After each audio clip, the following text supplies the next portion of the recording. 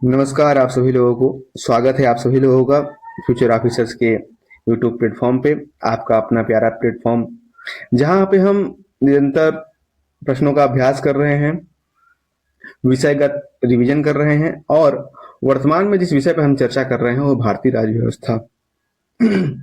भारतीय राज्य व्यवस्था पर हम बातचीत कर रहे हैं और बातचीत करने का जो पैटर्न है हमारा वो है कि हम प्रश्नों के माध्यम से सभी प्रावधानों को रिवाइज कर रहे हैं और तैयार कर रहे हैं।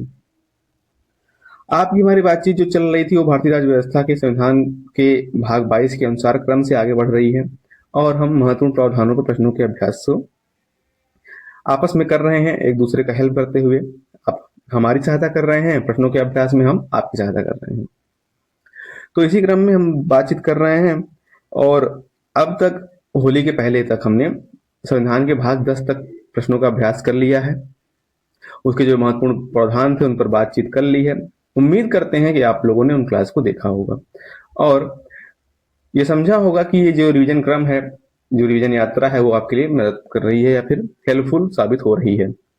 तो उसी क्रम में हम आगे बढ़ते हैं और हम आज बात करने वाले हैं संविधान के भाग 12, भाग 13 और भाग 11 से शुरू करेंगे और भाग 12 13 की बातचीत आज की क्लास में करने का प्रयास करेंगे, जिसमें महत्वपूर्ण रूप से संविधान में ये बात की गई है कि जो भारतीय संघ है, भारत और भारत के राज्यों के बीच आपसी संबंध है, वो विधायी संबंध है, प्रशासनिक संबंध है और वित्तीय संबंध है। इन महत्वपूर्ण बातों पर हम चर्चा करते हुए उन पर प्रश्नों का अभ्यास से हम प्रावधानों को तैयार करने का प्रयास करेंगे। तो सबसे पहले अगर हम बात करें संविधान के भाग 11 की, जिसमें संघ और राज्यों के बीच विधायी संबंधों की बात की गई है और प्रशासनिक जो संबंध है उनकी बात की गई है। और अगर हम प्रश्नों पे आने के पहले अगर थोड़ा सा इस विधायी और प्रशासनिक संबंधों पर और केंद्र और राज्य संबंधों पर बात करें तो भारत में केंद्र और राज्यों के बीच सहयोग देखा जाता है, समन्वय देखा जाता है और इस प्रकार की शासन व्यवस्था को हम संघीय शासन व्यवस्था कहते हैं, जो कि भारत में कनाडा के मॉडल से प्रेरित है या फिर अपनाया गया है। इसमें राज्य जो हैं वो संविधान से शक्तियां लेते हैं और केंद्र और राज्यों के बीच शक्तियों का विभाजन पाया जाता है। वो शक्तियां विधायी भी हैं, प्रशासनिक भी हैं और कुछ ऐसी शक्तियां भी, कुछ ऐसे प्रावधान भी हैं जहां पर केंद्र जो है एकात्मक स्वरूप धारण कर लेता है और राज्यों पर मतलब ऐसा नियंत्रण रखता है जहां पर हमें लगता है कि ये शासन व्यवस्था एकात्मक शासन व्यवस्था है। तो दोनों प्रकार की व्यवस्थाएं भारत में पाई जाती हैं।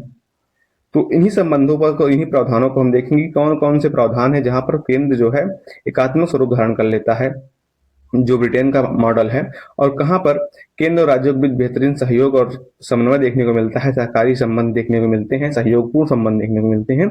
उन्हीं प्रावधानों पर बातचीत करेंगे और प्रश्नों का अभ्यास करेंगे।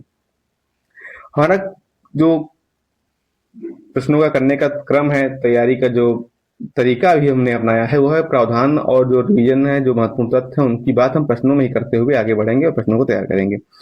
तो सबसे पहले हम शुरू करेंगे भाग 11, भाग 10 तक हमने बात कर ली है। संविधान के भाग 11 में संघ और राज्यों के बीच संबंध है, संघ और राज्यों के बीच विधायी संबंध और प्रशासनिक संबंधों की बात भाग 11 में की गई है।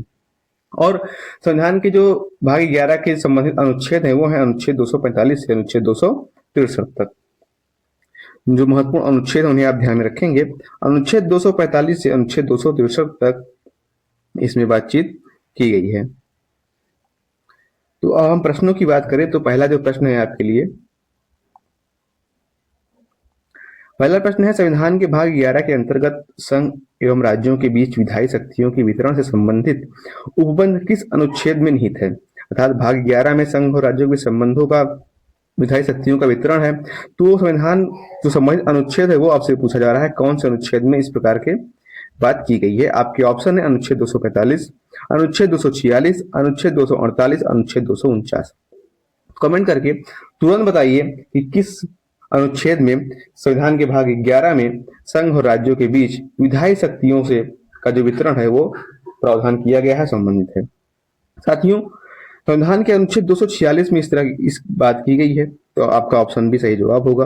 अनुच्छेद 246 में संविधान के भाग 11 में संघ और राज्यों के बीच विधायी शक्तियों के वितरण की बात की गई है और इससे संबंधित जो शक्तियों का विभाजन है वो हमें देखने को मिलेगा 7वीं अनुसूची में।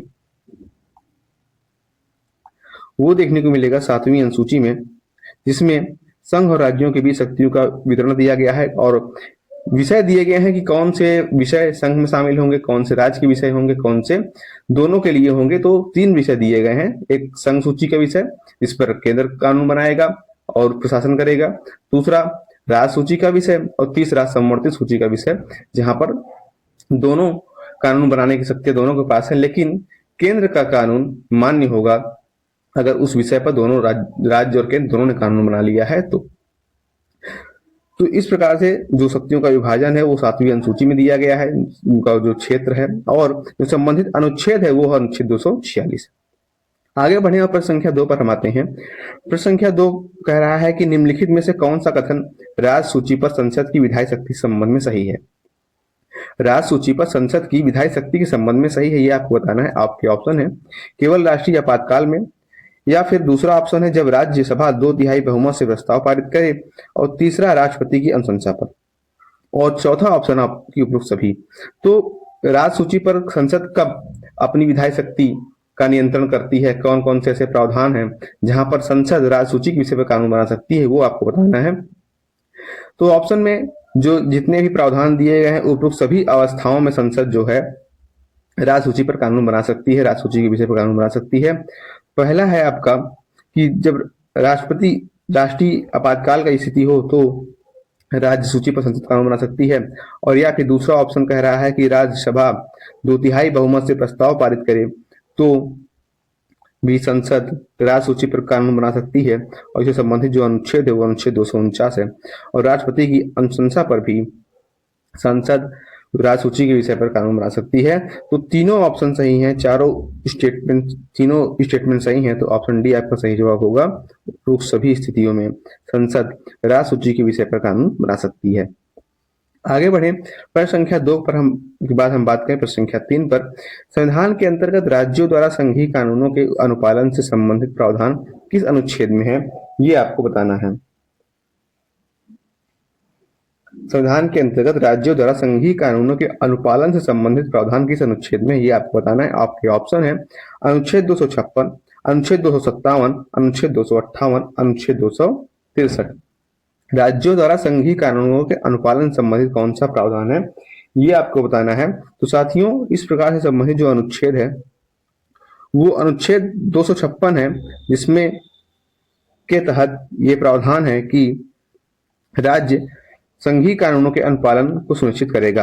अर्थात जो संघीय कानून राज्य ऐसे बने हुए हैं जिनका अनुपालन राज्य को करना आवश्यक है। तो संघ के अगर निर्देश है, कोई संघ का कोई कानून है, तो राज्य अपने शासन में यह सुनिश्चित करेगा कि संघीय कानूनों का अनुपालन संभव हो सके, ऐसा उल्लंघन राज्य के द्वारा नहीं किया जाएगा। तो ये संबंधित जो अनुच्छेद है वो अनुच्छेद 256 है। आगे बढ़े तो प्रश्न संख्या 3 के बाद हम बात करेंगे प्रश्न संख्या 4 पर। प्रश्न संख्या 4 कह रहा है कि निम्नलिखित में से कौन सा कथन प्रशासनिक संबंधों के संदर्भ में सही है। हम विधायी जैसे भाग 11 को देख रहे हैं, तो भाग 11 में विधायी संबंध और प्रशासनिक संबंध की बात की गई है। तो विधायी संबंधों पर हमने बात की, अब प्रशासनिक संबंधों पर बात कर रहे हैं। कौन सा कथन इसमें सही है, ये आपको बताना है। केंद्र राज्यों के बीच प्रशासनिक संबंधों पर आधारित है। पहला ऑप्शन कह रहा है कि संघ राज्य को निर्देश केवल आपातकाल में दे सकता है। दूसरा कह रहा है कि राज्य संघ को प्रशासनिक सहायता देने के लिए बाध्य नहीं है, और ऑप्शन सी कह रहा है कि संघ कुछ कार्य राज्यों को सौंप सकता है, और ऑप्शन डी कह रहा है कि अनुच्छेद 263 वित्त आयोग से संबंधित है। बताइए राज्य और केंद्र के प्रशासनिक संबंधों में संदर्भ में कौन सा कथन, कौन सा ऑप्शन सही है। तो साथियों पहला कथन कह रहा है संघ राज्य को निर्देश केवल आपातकाल में दे सकता है। स्टेटमेंट एक गलत है, क्योंकि केवल आपातकाल में नहीं और भी ऐसे प्रावधान है जहां पर संघ राज्य सूची पर कानून बना सकता है, उन्हें निर्देशित कर सकता है या फिर नियंत्रित कर सकता है। दूसरा स्टेटमेंट कह रहा है कि राज्य संघ को प्रशासनिक सहायता देने के लिए बाध्य नहीं है। ऐसा नहीं है। राज्य संघ के जो कानून है, जो विनियम है, उनका अनुपालन राज्य में सुनिश्चित करेगा, उसकी बाध्यकारिता है। और वित्त आयोग का संबंध अनुच्छेद 263 में नहीं बल्कि वित्त आयोग का संबंध अनुच्छेद 280 से है। तो जो चौथा स्टेटमेंट गलत है। तो तीसरा स्टेटमेंट बिल्कुल सही है आपका कि संघ कुछ कार्य राज्यों को सौंप सकता है, और इससे संबंधित जो संवैधानिक प्रावधान है कि संघ अपने कार्य राज्य को सौंप सकता है, वो अनुच्छेद 258 में है। अनुच्छेद 258 इस बात की बात करता है कि संघ कुछ कार्य राज्यों को सौंप सकता है। तो आर्टिकल 258 आप ध्यान में रखेंगे, जिसमें यह प्रावधान किया गया है कि संघ अपने कुछ कार्य राज्यों को सौंप सकता है। आगे बढ़े प्रश्न संख्या 4 के बाद, तो जो केंद्र और राज्य के संबंध है, उनपे अक्सर जो प्रश्न देखने को मिला है वो संबंधित अनुच्छेद से देखने को मिला है। अगर एक बार आप पीवाईक्यू उठा के देखें तो जो थियोरिटिकल प्रश्न है वो तो बनते ही हैं, लेकिन महत्वपूर्ण रूप से जो संबंधित अनुच्छेद है अगर उन्हें आप ध्यान में रखेंगे कि अनुच्छेद में क्या प्रावधान है, तो यहाँ के प्रश्न आसानी से कर लिए जा सकते हैं। तो आइए हम बात करेंगे अब महत्वपूर्ण अनुच्छेदों पर और एक नजर उनको देख के तैयार करने का प्रयास करेंगे। तो दोस्तों सबसे पहला जो अनुच्छेद है, अनुच्छेद 248, जिसमें अवशिष्ट विधायी शक्तियों का प्रावधान किया गया है, अर्थात जो शक्तियों का विभाजन है, संघ के लिए अलग है, राज्य के लिए अलग है, तो और जो बची हुई शक्तियां हैं जो दोनों के पास नहीं है, उसे अवशिष्ट शक्तियां कहते हैं। उनके संबंध में जो प्रावधान करेगा वो केंद्र करेगा। तो 248 में अवशिष्ट शक्तियों की बात की गई है। अनुच्छेद 252 दो या दो से अधिक राज्यों की सहमति से विधि बनाने की संसद की शक्ति है। अभी हम बात कर रहे हैं कि संसद कौन से ऐसे प्रावधान है जिन पर राज्यों के विषय पर कानून बना सकता है। तो अनुच्छेद 252 भी उनमें से एक है, जहां पर दो या दो से अधिक राज्य की सहमति से उनके लिए विधि बनाने की शक्ति संसद के पास है। अनुच्छेद 253 की बात करें तो अनुच्छेद 253 में अंतर्राष्ट्रीय करारों को प्रभावी बनाने का विधान है, अर्थात कोई अंतर्राष्ट्रीय संधि या समझौता है तो जिसके अनुपालन को सुनिश्चित करना संघ की जिम्मेदारी है, केंद्र की जिम्मेदारी है, तो राज्य इसमें बाधा नहीं बनेंगे। और अनुच्छेद 253 ये संवैधानिक प्रावधान कहता है कि इसे प्रभावी बनाने का कार्य संघ करेगा। और अनुच्छेद 256 की बात करें तो अनुच्छेद 256 कहता है कि प्रत्येक राज्य कार्यपालिका शक्ति का प्रयोग संसद विधियों का अनुपालन सुनिश्चित हो, अर्थात प्रत्येक राज्य कार्यपालिका अपनी शक्तियों का प्रयोग ऐसे करेगी कि जो संघ के कानून है, संघ के जो निर्देश है, उनका पालन राज्य में सुनिश्चित हो सके। अनुच्छेद 256 आप ध्यान में रखेंगे। अनुच्छेद 258 बात करता है कि राज्यों को शक्ति प्रदान करने की शक्ति, अर्थात कुछ ऐसे क्षेत्र होंगे, कुछ ऐसे निर्देश होंगे जिसमें संघ राज्यों को निर्देश दे सकता है कुछ कानून के लिए कि राज्य ऐसे इन विषयों पर कानून बनाएंगे, संघ के विषयों पर कानून बना सकते हैं या फिर उनका अनुपालन सुनिश्चित कर सकते हैं। और यहाँ पर एक संबंधित आर्टिकल एक और है जिसे आप ध्यान में रखेंगे, अनुच्छेद 258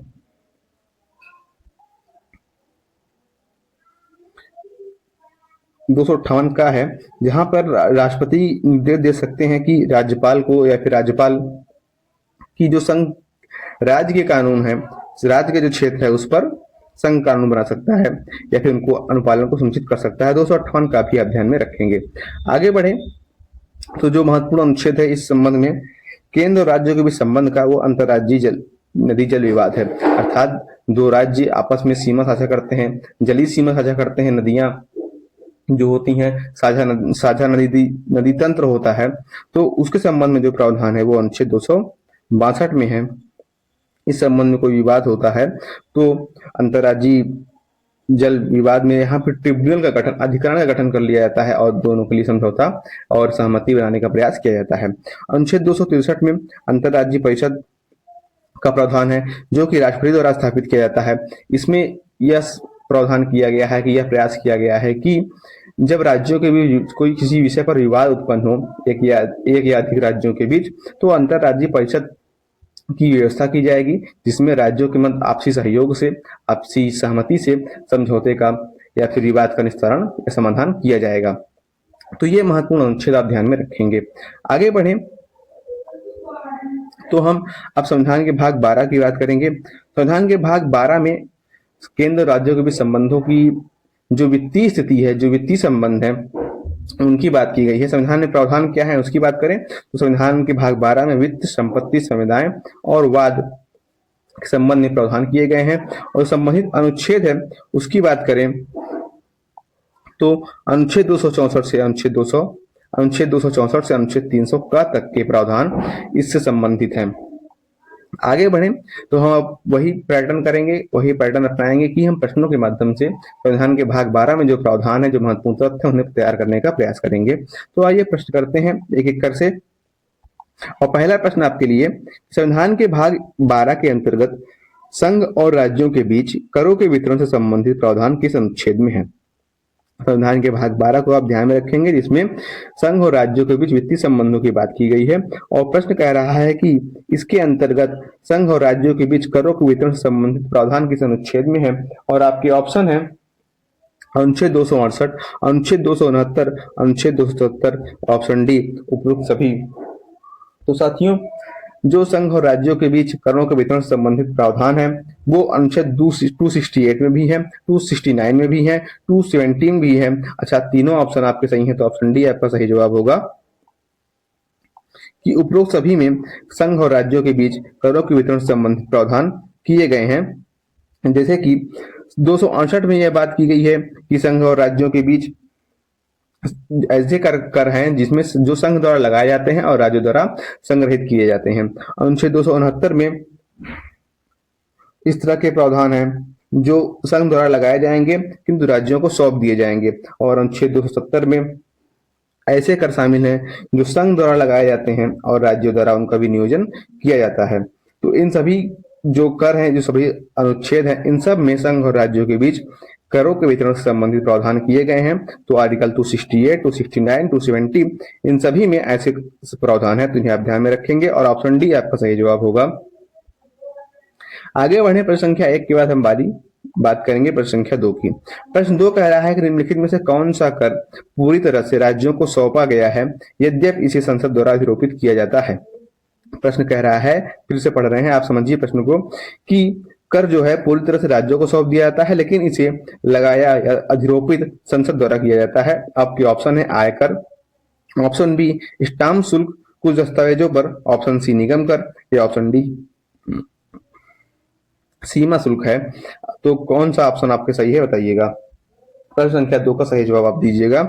तो साथियों, स्टाम्प शुल्क है, कुछ दस्तावेजों पर लगाया जाता है। वो ऐसा कर है जो कि संसद द्वारा लगाया जाता है और पूरी तरह से राज्यों को सौंप दिया जाता है। इसे आप ध्यान में रखेंगे, स्टाम्प शुल्क कुछ दस्तावेजों पर लगाया जाता है। ये ऐसा कर है जो संसद द्वारा लगाया जाएगा और पूरी तरह से राज्यों को सौंप दिया जाएगा। आगे बढ़े प्रश्न संख्या 2 के बाद बारी प्रश्न संख्या 3 की। प्रश्न संख्या 3 में आपको 3 कथन दिए गए हैं, आपको बताना है कौन से कथन सही है या है। एक एक करके हम कथनों को पढ़ेंगे और आप सही जवाब कमेंट करेंगे। पहला कथन कह रहा है कि अनुच्छेद 280 वित्त आयोग के गठन से संबंधित है। दूसरा कथन कह रहा है कि वित्त आयोग की सिफारिशें राष्ट्रपति पर बाध्यकारी होती हैं, और तीसरा कथन कह रहा है कि वित्त आयोग केंद्र राज्य वित्तीय संबंधों का संवैधानिक तंत्र है। बताइए कौन सा स्टेटमेंट में सही है। साथियों, अनुच्छेद 280 वित्त आयोग के गठन से संबंधित है, बिल्कुल सही स्टेटमेंट है। लेकिन वित्त आयोग की सिफारिशें राष्ट्रपति पर बाध्यकारी होती हैं, ये स्टेटमेंट गलत है। बाध्यकारी नहीं बल्कि सिफारिशें सलाहकारी प्रवृत्ति की होती हैं। और तीसरा स्टेटमेंट कह रहा है कि वित्त आयोग केंद्र राज्य वित्तीय संबंधों का संवैधानिक तंत्र है। अनुच्छेद 280 में इसका प्रावधान है, तो ये संवैधानिक तंत्र है। तो पहला और तीसरा स्टेटमेंट सही है। ऑप्शन ए आपका सही जवाब होगा। 1 और 3 सही स्टेटमेंट है। आगे बढ़े प्रश्न संख्या 3 के बाद हम बारी प्रश्न संख्या 4 पर। तो हम महत्वपूर्ण प्रावधानों को देख के जो प्रश्न है उनको किए। अब हम उनको ध्यान में रखते हैं कि जो महत्वपूर्ण प्रावधान है जो भाग 12 से संबंधित है, जो एग्जाम के लिए इंपॉर्टेंट है और यहाँ पे आने की संभावनाएं अक्सर रहती हैं और इसके पहले भी पूछे जा चुके हैं। तो इसमें ध्यान रखने की जो पहली बात है वो है अनुच्छेद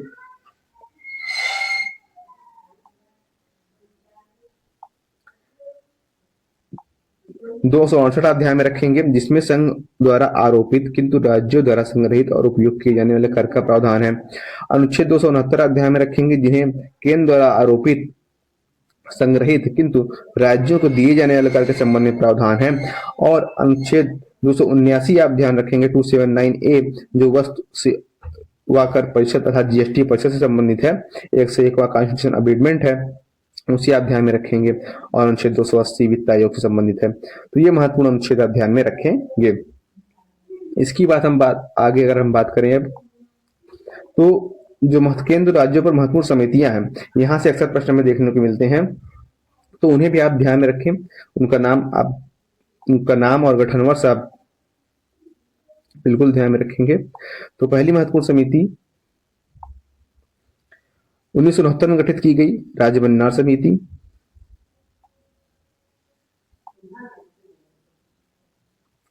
तमिलनाडु सरकार द्वारा गठित की गई थी। 1973 में आनंदपुर साहिब प्रस्ताव द्वारा आया था, केंद्र संबंधों से संबंधित है, पंजाब सरकार द्वारा। 1977 में पश्चिम बंगाल स्मरण पत्र आया था, इसे भी आप ध्यान में रखेंगे। उसके बाद हम ये ऐसी समितियां हैं जिनका गठन राज्य द्वारा किया गया था। कुछ समितियां हैं केंद्र राज्य संबंधों पर आधारित, जिनका गठन जो है केंद्र सरकार द्वारा किया गया था। 1983 का सरकारी आयोग आप ध्यान में रखेंगे, और 2007 का पुंछी आयोग। तो ये वो समितियां हैं जो केंद्र राज्य संबंध पर आधारित हैं। केंद्र राज्य के बीच सहयोग को बढ़ाने के लिए, उन पर आपसी समन्वय को और अच्छा बनाने के लिए ये समितियां स्थापित की गई थी। पहले राज्य सरकारों द्वारा स्थापित की गई, फिर बेहतर तरीके से उन पर काम करने के लिए केंद्र सरकार द्वारा स्थापित की गई। तो इन सब का नाम आप ध्यान में रखेंगे। 1969 का राज्य भंडार समिति, 1973 का आनंदपुर साहिब समिति, 1977 का पश्चिम बंगाल का स्मरण पत्र, और 1983 का सरकारी आयोग, और 2007 का पुंछी आयोग। आगे बढ़े तो अब हम बात करेंगे भारत संविधान के भाग 13 पर, जिसमें राज्यों में व्यापार, वाणिज्य और समागम के संबंध में क्या प्रावधान है उनकी बात की गई है। और यहाँ पर कैसे प्रश्न बनेंगे, तो हम प्रावधानों को प्रश्नों के माध्यम से तैयार करेंगे और देखेंगे किस प्रकार से प्रश्न बनने की संभावना होगी और एग्जाम हॉल में कहाँ से प्रश्न आ सकते हैं। तो संबंधित अनुच्छेद है भाग 13 के, उनकी अगर हम बात करें तो संविधान के भाग 13 में संबंधित अनुच्छेद है, अनुच्छेद 301 से लेकर अनुच्छेद 307 तक के जो प्रावधान है वो इससे संबंधित है। अनुच्छेद 301 से लेकर अनुच्छेद 307 संविधान का भाग 13 संबंधित है, जिसमें राज्यों में व्यापार, वाणिज्य और समागम की बातें की गई हैं। तो हम प्रश्नों के माध्यम से जो बातें की गई उन्हें देखेंगे और तैयार करेंगे। पहला प्रश्न आपके लिए, निम्न में से किस अनुच्छेद के अंतर्गत भारत के संपूर्ण क्षेत्र में व्यापार, वाणिज्य और समागम की स्वतंत्रता सुनिश्चित की गई है, ये आपको बताना है। जो अनुच्छेद 13 इसी की बात करता है, व्यापार, वाणिज्य और समागम की स्वतंत्रता की। कौन सा अनुच्छेद उससे संबंधित है ये आपको बताना है। आपके ऑप्शन है अनुच्छेद 301, अनुच्छेद 302, अनुच्छेद 303, अनुच्छेद 304। साथियों, इस संबंध में जो अनुच्छेद है वो अनुच्छेद 301 है। अनुच्छेद 301 में इस व्यापार, राज्यों के बीच व्यापार, वाणिज्य और समागम की स्वतंत्रता की बात की गई है। तो अनुच्छेद 301 आप ध्यान में रखेंगे, यही इस प्रश्न का सही जवाब होगा, अनुच्छेद 301।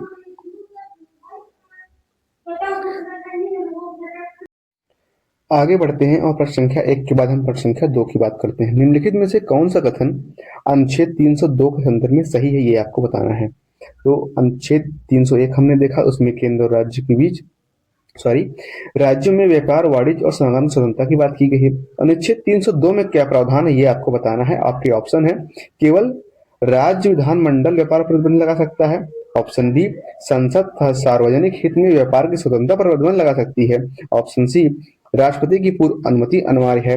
या ऑप्शन डी, यह आपातकाल में ही लागू होता है। कुछ सुधार प्रश्न में, तो बताइए आप लोग कि अनुच्छेद 302 के संदर्भ में कौन सा कथन सही है। तो साथियों, अनुच्छेद 302 के संदर्भ में ऑप्शन बी आपका सही है। ऑप्शन बी यह बात करता है कि संसद सार्वजनिक हित में व्यापार की स्वतंत्रता पर प्रतिबंध लगा सकती है। तो यह प्रावधान अनुच्छेद 302 में है, इसे आप ध्यान में रखेंगे। बाकी तीनों स्टेटमेंट इस संदर्भ में गलत है, ऑप्शन बी आपका सही जवाब होगा। तो संविधान के भाग 13 में ये प्रावधान किए गए हैं कि राज्यों के बीच व्यापार, वाणिज्य और समागम की स्वतंत्रता। तो जो महत्वपूर्ण अनुच्छेद है इस संविधान के भाग 13 से, उसे आप ध्यान में रखेंगे। पहला, 301 की संपूर्ण भारतीय क्षेत्र में व्यापार, वाणिज्य और समागम की स्वतंत्रता होगी, लेकिन इस पर संसद प्रतिबंध भी लगा सकती है। अनुच्छेद 302 में इस बात की गई है कि संसद जनहित में स्वतंत्रता पर युक्त प्रतिबंध लगा नहीं सकती। देता है अनुच्छेद 302 और अनुच्छेद 301, ये महत्वपूर्ण अनुच्छेद आप ध्यान में रखेंगे। तो इस प्रकार से हमने संविधान के भाग 11, जिसमें विधायी और प्रशासनिक संबंधों की बात की गई है केंद्र और राज्यों के मध्य, संविधान का भाग 12 जिसमें वित्तीय संबंधों की बात की गई है, और संविधान का भाग 13 जिसमें राज्यों के मध्य व्यापार, वाणिज्य और स्वतंत्रता की बात की गई है। तो महत्वपूर्ण प्रावधान, महत्वपूर्ण अनुच्छेद पर प्रश्नों का अभ्यास कर लिया, और इन्हीं प्रावधानों को आप ध्यान में रखेंगे और इन्हीं प्रावधानों पर आधारित प्रश्न आपको एग्जाम हॉल में देखने को मिलेंगे। तो यहाँ से अगर प्रश्नों का अभ्यास आप किए रहेंगे तो एक महत्वपूर्ण रूप से आपके लिए वो फायदेमंद साबित होगा। जब एग्जाम हॉल में आप बैठेंगे तो वहां पर ऐसे प्रश्न अगर यहाँ से प्रश्न दिखेंगे तो कुछ कथन जो यहाँ पे हमने बात की, कुछ स्टेटमेंट, कुछ प्रावधान आपको ध्यान में रखे रहेंगे। संविधान के भाग 13 के प्रावधानों पर प्रश्नों की चर्चा करने के बाद हम इसी क्रम में आगे बढ़ते हैं और आते हैं संविधान के भाग 14 पर। संविधान के भाग 14 में संघ और राज्यों के अधीन सेवाओं का उल्लेख किया गया है और संबंधित जो संवैधानिक अनुच्छेद है वो अनुच्छेद है अनुच्छेद 308 से लेकर अनुच्छेद 323 में। तो कुछ महत्वपूर्ण संवैधानिक प्रावधानों की बात करते हुए हम प्रश्नों पर आएंगे और प्रश्नों के माध्यम से प्रावधानों को तैयार करने का प्रयास करेंगे। तो अगर हम इसकी बात करें तो सबसे पहले संविधान के जो अनुच्छेद 308 है से लेकर अनुच्छेद 315 तक, फिर 315 से 323 तक, पहले अधीन इसके जो सेवाएं हैं उनका उल्लेख किया गया है, उसके बाद संघ लोक सेवा आयोग का उल्लेख किया गया है।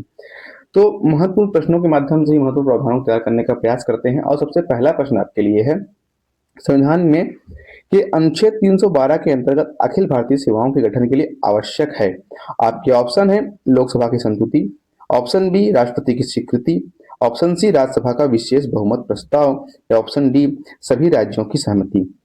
साथियों, संविधान के अनुच्छेद 312 के अंतर्गत यह प्रावधान किया गया है कि अखिल भारतीय सेवाओं के गठन के लिए राज्यसभा विशेष बहुमत अर्थात उपस्थित और मतदान करने वालों की संख्या के 2/3 बहुमत से अगर कोई संकल्प पारित करती है तो संसद जो है अखिल भारतीय सेवा का गठन कर सकती है।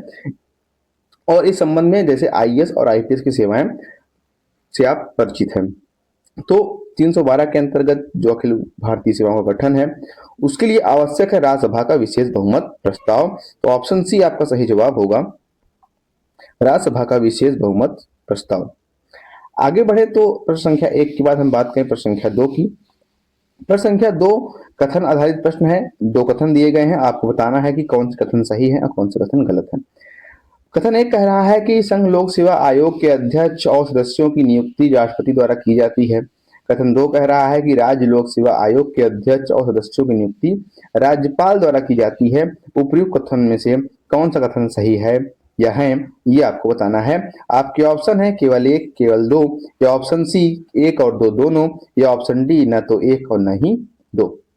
साथियों, संघ लोक सेवा आयोग के अध्यक्ष और सदस्यों की नियुक्ति राष्ट्रपति द्वारा की जाती है। पहला कथन बिल्कुल सत्य कथन है और वहीं दूसरा कथन कह रहा है कि राज्य लोक सेवा आयोग के अध्यक्ष और सदस्यों की नियुक्ति राज्यपाल द्वारा की जाती है। ये कथन भी सत्य है। तो दोनों कथन आपके सत्य हैं और ऑप्शन सी आपका सही जवाब होगा इस संबंध में कि दोनों कथन आपके सत्य हैं। ऑप्शन सी इसका सही जवाब होगा।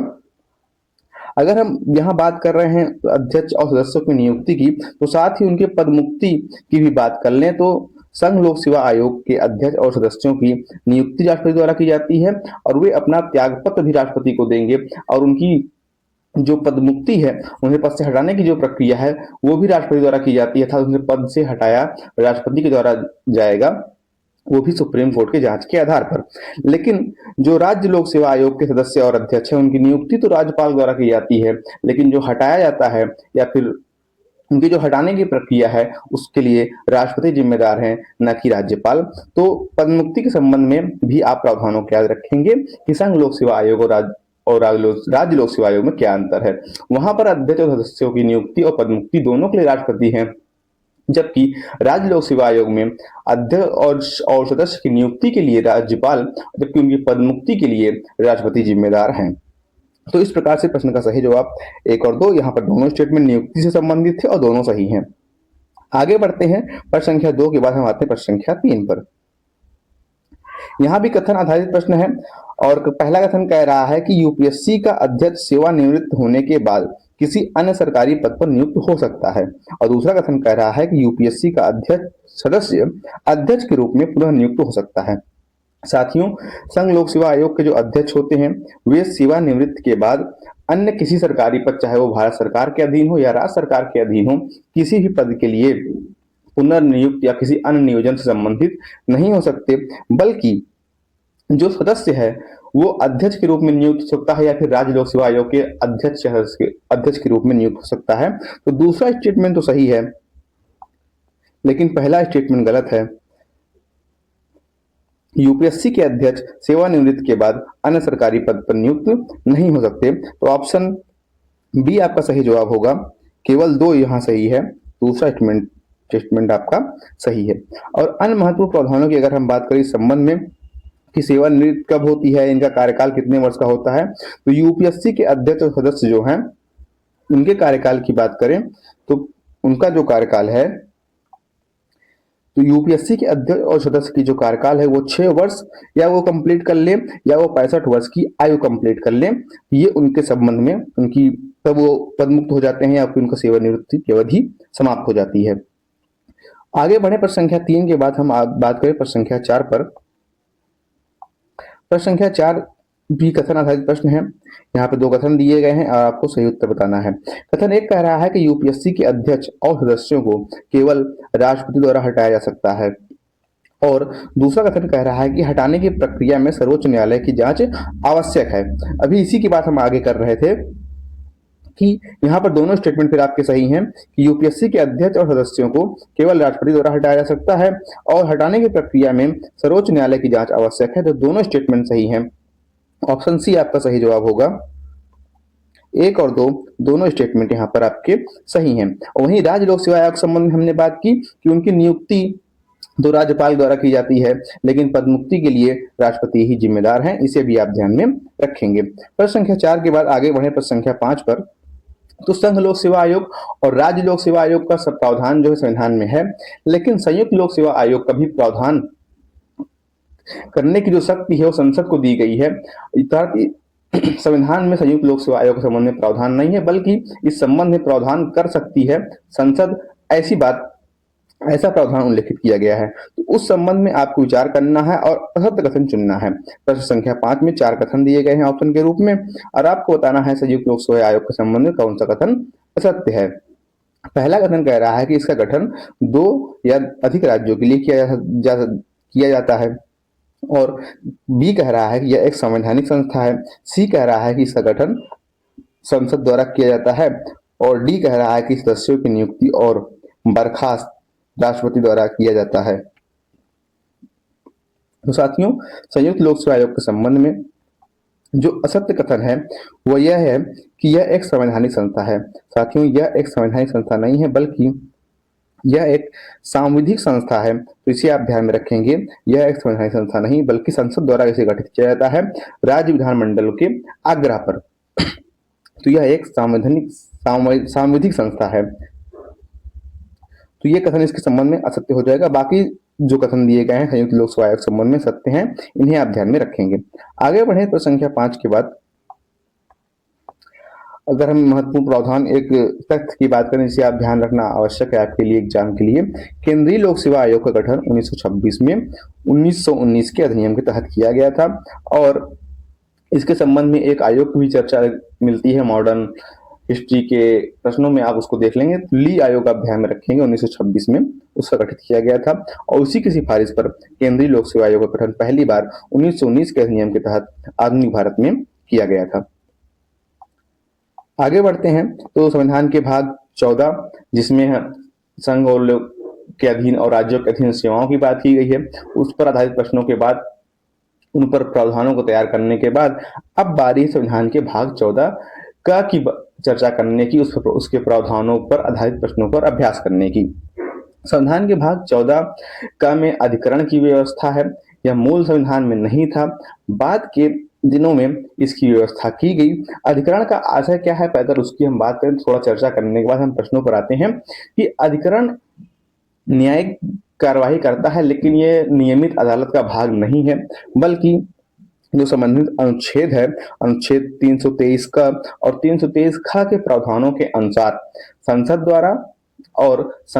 और साथ ही विधानमंडल द्वारा गठित किया जाता है विभिन्न मुद्दों पर। जैसे कि 323 क में यह है कि इसके जो अधिकरण का गठन है वो संसद करेगी, और वो भी संघ और राज्य के अधीन जो सेवाएं हैं उनसे संबंधित अगर कोई विवाद हो जाता है तो उन पर आधारित मुद्दों पर न्यायिक विवाद को सुलझाने के लिए अधिकरण का गठन संसद कर सकती है 323 का के तहत। लेकिन वही 323 खा में इस बात का प्रावधान किया गया है कि संसद के साथ साथ राज्य विधानमंडल भी अन्य मुद्दों के लिए, जैसे कर का मुद्दा हो गया, पर्यावरण का मुद्दा हो गया, इन मुद्दों पर संसद भी और राज्य विधानमंडल भी अधिकरण का गठन कर सकती है। तो इन महत्वपूर्ण प्रावधानों को आप ध्यान में रखेंगे जो कि 323 का और 323 खा में किए गए हैं। और साथ ही जो महत्वपूर्ण चर्चा की बात है कि मूल संविधान में शामिल नहीं थे, तो इन्हें कब संविधान में शामिल किया गया? तो साथियों, अधिकरण को 42वें कॉन्स्टिट्यूशन अमेंडमेंट के द्वारा 1976 में शामिल किया गया था। यही जगह आप इसको ध्यान में रखेंगे।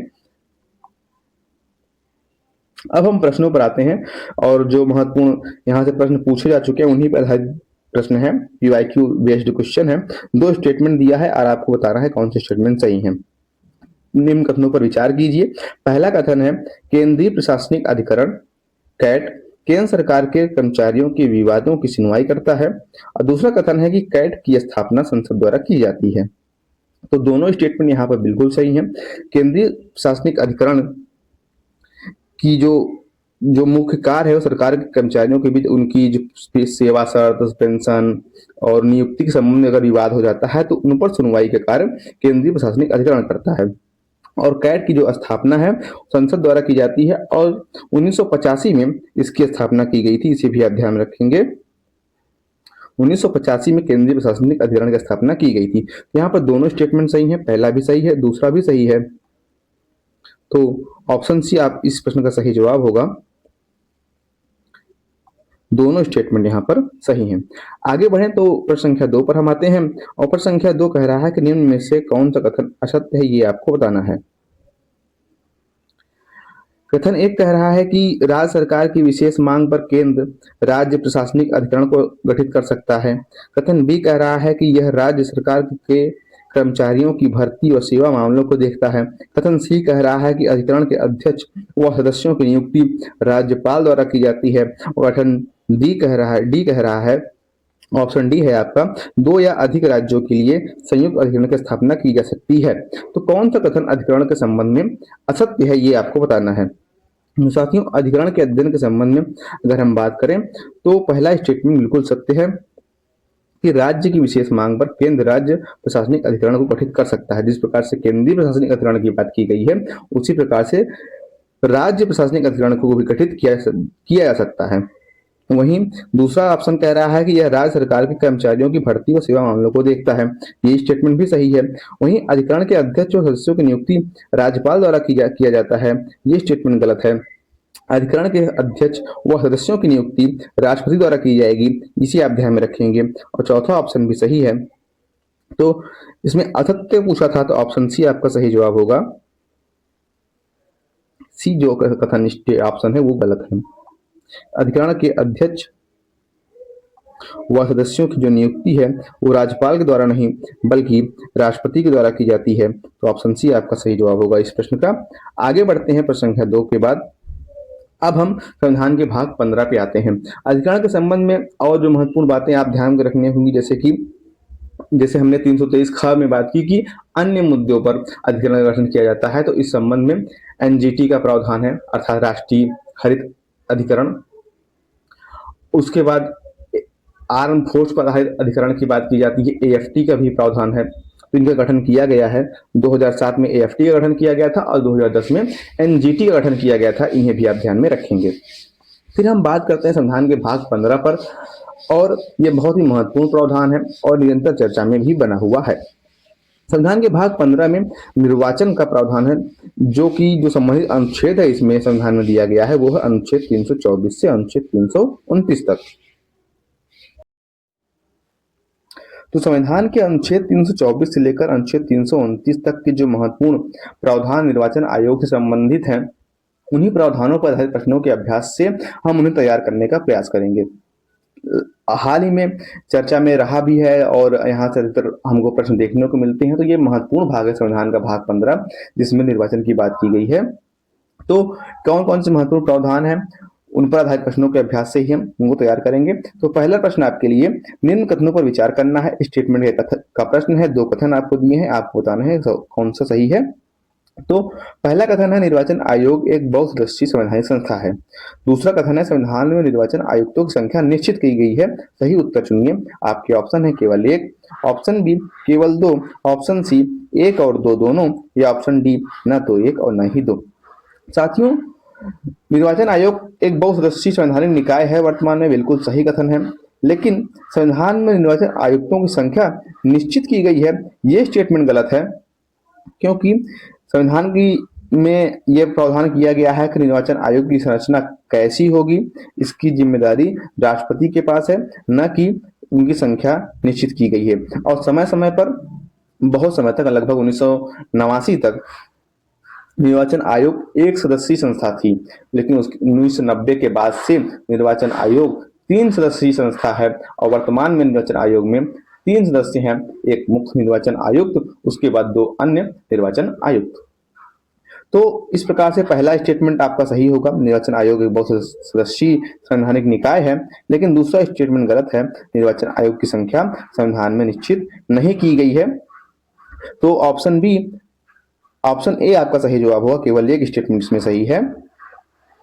ऑप्शन ए केवल एक सही है। तो आगे बढ़ते हैं और प्रश्नों को हम देखते हैं। प्रश्न संख्या 2 जो निर्वाचन आयोग से संबंधित है, निम्न में से कौन सा कार्य निर्वाचन आयोग का नहीं है, ये आपको बताना है।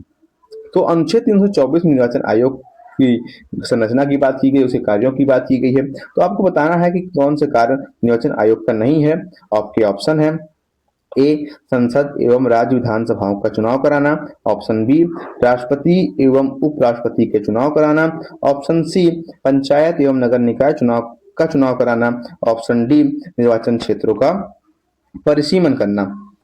साथियों, जब हम निर्वाचन आयोग के कार्यों की चर्चा करते हैं तो संसद अर्थात लोकसभा और राज्यसभा दोनों के चुनाव की जिम्मेदारी निर्वाचन आयोग की है। विधानसभाओं के जो निर्वाचन और चुनाव की जिम्मेदारी है वो भी निर्वाचन आयोग की है। तो पहला स्टेटमेंट सही है। दूसरा, राष्ट्रपति एवं उपराष्ट्रपति के चुनाव की जिम्मेदारी भी निर्वाचन आयोग के पास है। और निर्वाचन क्षेत्रों का परिसीमन करना भी निर्वाचन आयोग का एक महत्वपूर्ण कार्य है। लेकिन पंचायत एवं नगर निकायों का चुनाव करना निर्वाचन आयोग नहीं बल्कि राज्य निर्वाचन आयोग की जिम्मेदारी है। और इसके संबंध में संवैधानिक अनुच्छेद आप ध्यान में रखें, कई बार परीक्षाओं में पूछा जा चुका है। पंचायत के लिए आप ध्यान में रखेंगे अनुच्छेद 243 को, और नगर निकाय के चुनाव के लिए आप ध्यान रखेंगे अनुच्छेद 243 या को। तो ये जो है राज्य निर्वाचन आयोग पंचायत के लिए अलग और नगर निकाय के लिए अलग अलग है, संवैधानिक अनुच्छेद इससे संबंधित है, इन्हें आप ध्यान में रखेंगे। तो ये कार्य निर्वाचन आयोग का नहीं है, ऑप्शन सी इससे अलग है निर्वाचन आयोग के कार्यों से। यही इस प्रश्न का सही जवाब होगा।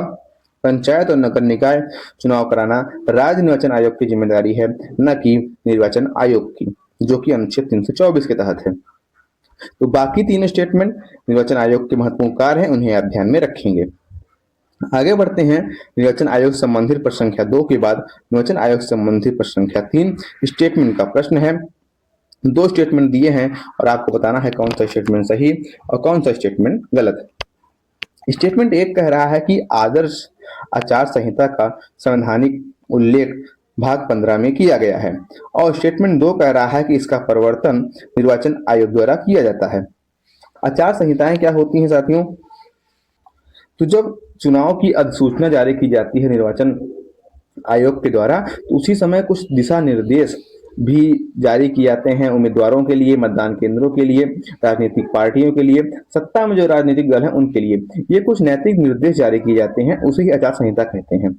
लेकिन इनका उल्लेख संविधान के भाग 15 में नहीं किया गया है, तो पहला स्टेटमेंट गलत है। लेकिन इसका प्रवर्तन की जिम्मेदारी निर्वाचन आयोग की है और ये नैतिक दिशा निर्देश हैं। यहाँ से प्रश्न आता है कि क्या अगर इनका उल्लंघन किया जाए तो इसके लिए निर्वाचन आयोग दंड दे सकता है? तो ऐसा नहीं है, नैतिक और व्यवहारिक दिशा निर्देश हैं, इस संबंध में दंड का प्रावधान नहीं है। तो पहला स्टेटमेंट आपका गलत हो जाएगा, दूसरा स्टेटमेंट आपका सही हो जाएगा। ऑप्शन सी आपका सही, ऑप्शन बी आपका सही जवाब होगा। इसमें केवल 2 सही हैं कि जो आचार संहिताएं होती हैं उसका जो प्रवर्तन की जिम्मेदारी है वो निर्वाचन आयोग की है। आगे आते हैं और प्रश्न संख्या 4 की बात करते हैं। इसमें भी आपको बताना है कि कौन सा कार्य निर्वाचन आयोग के द्वारा नहीं किया जाता। आपके ऑप्शन है ए निर्वाचन क्षेत्रों के भूभाग का निर्धारण, बी निर्वाचक नामावली तैयार करना, मतदाता पंजीकरण करना, सी राष्ट्रीय दल और राज्य स्तरीय दल को मान्यता देना और डी दल बदल के आधार पर संसद सदस्य को अयोग्य घोषित करना। तो कौन सा ऐसा कार्य है जो निर्वाचन आयोग के द्वारा नहीं किया जाता, ये आपको बताना है। साथियों, निर्वाचन आयोग की बहुत बड़ी भूमिका है पूरे भारत के क्षेत्र में। उसकी जिम्मेदारी होती है लोकसभा का चुनाव, राज्यसभा का चुनाव, विधानसभा का चुनाव, राष्ट्रपति का चुनाव, उपराष्ट्रपति का चुनाव, निर्वाचन क्षेत्रों के भूभाग का निर्धारण, निर्वाचक नामावली तैयार करना और हाल ही में चर्चा में रहा SIR, जिसे हम कह रहे हैं कि मतदाताओं का अपडेट किया जा रहा है, उनका अद्यतन किया जा रहा है, पंजीकरण करना, ये सभी कार्य निर्वाचन आयोग के द्वारा किए जाते हैं। राष्ट्रीय दल और राज्य स्तरीय दल की मान्यता देना और उनके चुनाव चिन्हों का आवंटन करना, ये सब कार्य भी निर्वाचन आयोग के द्वारा किए जाते हैं। लेकिन दल बदल के आधार पर संसद सदस्य को अयोग्य घोषित करने की जिम्मेदारी वो निर्वाचन आयोग की नहीं है, बल्कि जो सदस्य संबंधित सदन से संबंधित होता है उस सदन के पीठासीन अधिकारी के पास ये अधिकार है। वो दल बदल के आधार पर संसद सदस्य को अयोग्य घोषित करेगा। जैसे कि लोकसभा का कोई सदस्य अगर दल बदल के आरोप उस पर लगता है तो लोकसभा अध्यक्ष उसके संबंध में निर्णय लेंगे और राज्यसभा के संबंध में राज्यसभा के सभापति। तो ऑप्शन डी निर्वाचन आयोग का कार्य नहीं है, इसे आप ध्यान में रखेंगे। ये दल बदल के आधार पर जो निर्णय है वो पीठासीन अधिकारी जो होते हैं सदन के, वो उस संबंध में निर्णय लेते हैं। बाकी तीनों कार्य निर्वाचन आयोग के महत्वपूर्ण कार्य हैं, इन्हें आप ध्यान में रखेंगे। प्रश्न संख्या 4 के बाद निर्वाचन आयोग से संबंधित प्रश्न संख्या 5 की बात करें। प्रश्न संख्या 5 कह रहा है कि भारत में मतदाता सूची को अद्यतन करने का कार्य किसका है। इसी की बात कर रहे थे, हाल ही में बहुत ही ज्यादा चर्चा में है SIR। यही एक प्रक्रिया है कि मतदाता सूची को अपडेट किया जा रहा है, उनका अद्यतन किया जा रहा है। तो कौन इसके लिए जिम्मेदार है? ऑप्शन ए गृह मंत्रालय, चुनाव आयोग, संसद परिसीमन आयोग। तो साथियों, इस संबंध में चुनाव आयोग की जिम्मेदारी महत्वपूर्ण रूप से इस संबंध में है, जो मतदाता सूची को अपडेट करने का कार्य करता है। तो चुनाव आयोग आप ध्यान में रखेंगे।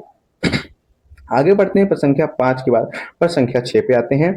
निम्न में से कौन सी समिति चुनाव सुधार से संबंधित नहीं है, ये आपको बताना है।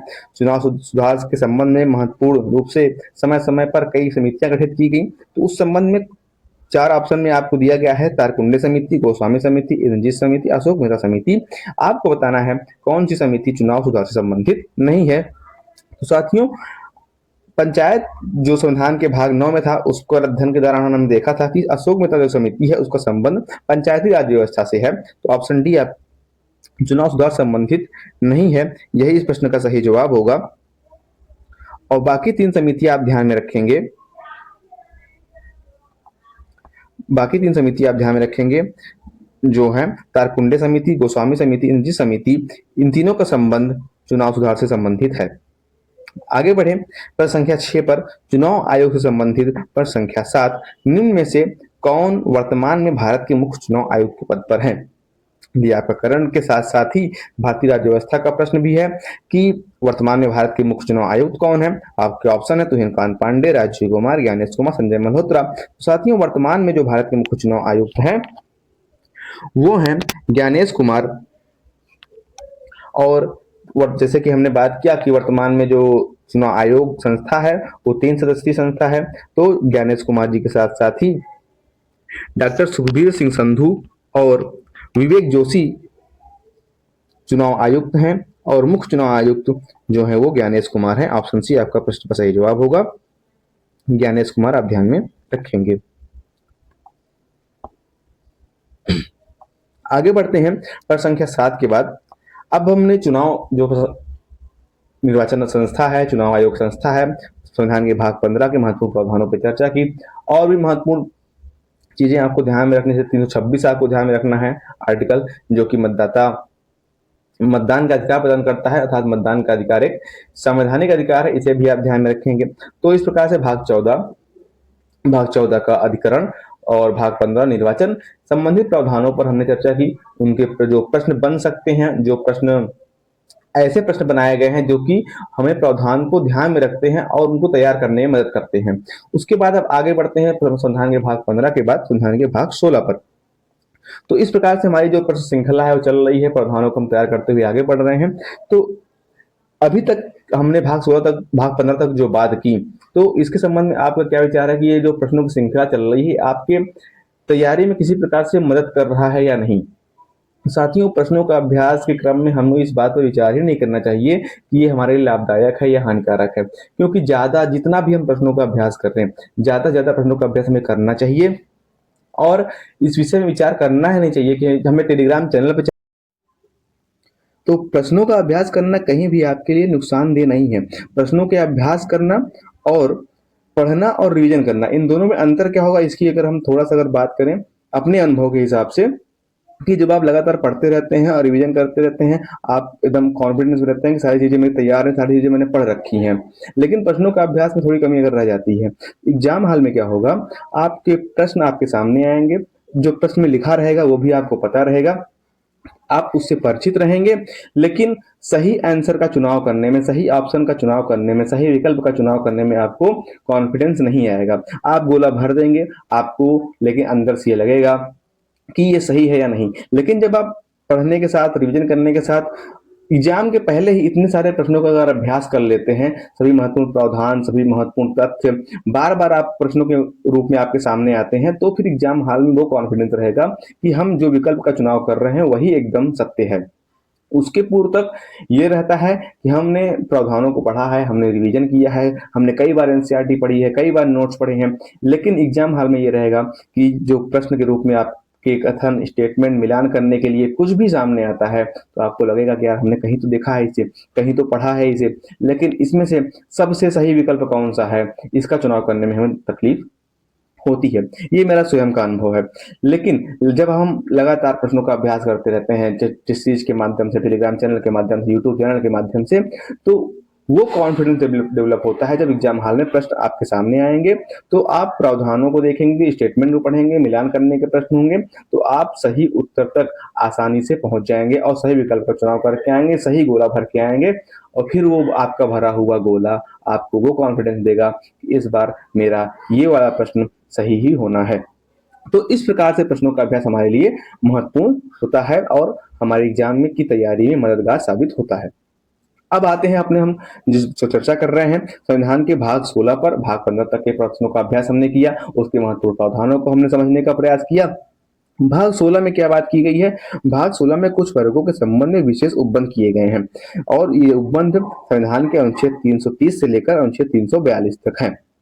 किन वर्गों के संबंध में, क्योंकि संविधान बात करता है, जब हम प्रस्तावना पढ़ते हैं हम भारत के लोग, तो हम भारत के लोग में सभी लोग शामिल हैं, चाहे वंचित वर्ग हो, महिलाएं हो, एसटी एसटी समुदाय के लोग हैं, वो सभी शामिल हैं। तो जब उन सभी की बात करता है, सभी को समान अधिकार देने की बात करता है संविधान, लेकिन कुछ सामाजिक, ऐतिहासिक, आर्थिक और ऐसी कई महत्वपूर्ण कारण हैं जिनके कारण ऐसे लोग समाज की विकास की मुख्य धारा में शामिल नहीं हो पाते, कहीं ना कहीं पीछे छूट रह जाते हैं, हाशिए पर रह जाते हैं। तो इनके लिए संविधान कह रहा है कि अगर ये हमारे जो जो सबके लिए प्रावधान है, अगर उसके ये साथ में नहीं आ पा रहे हैं, तो इनके लिए हम कुछ विशेष उपबंध करेंगे।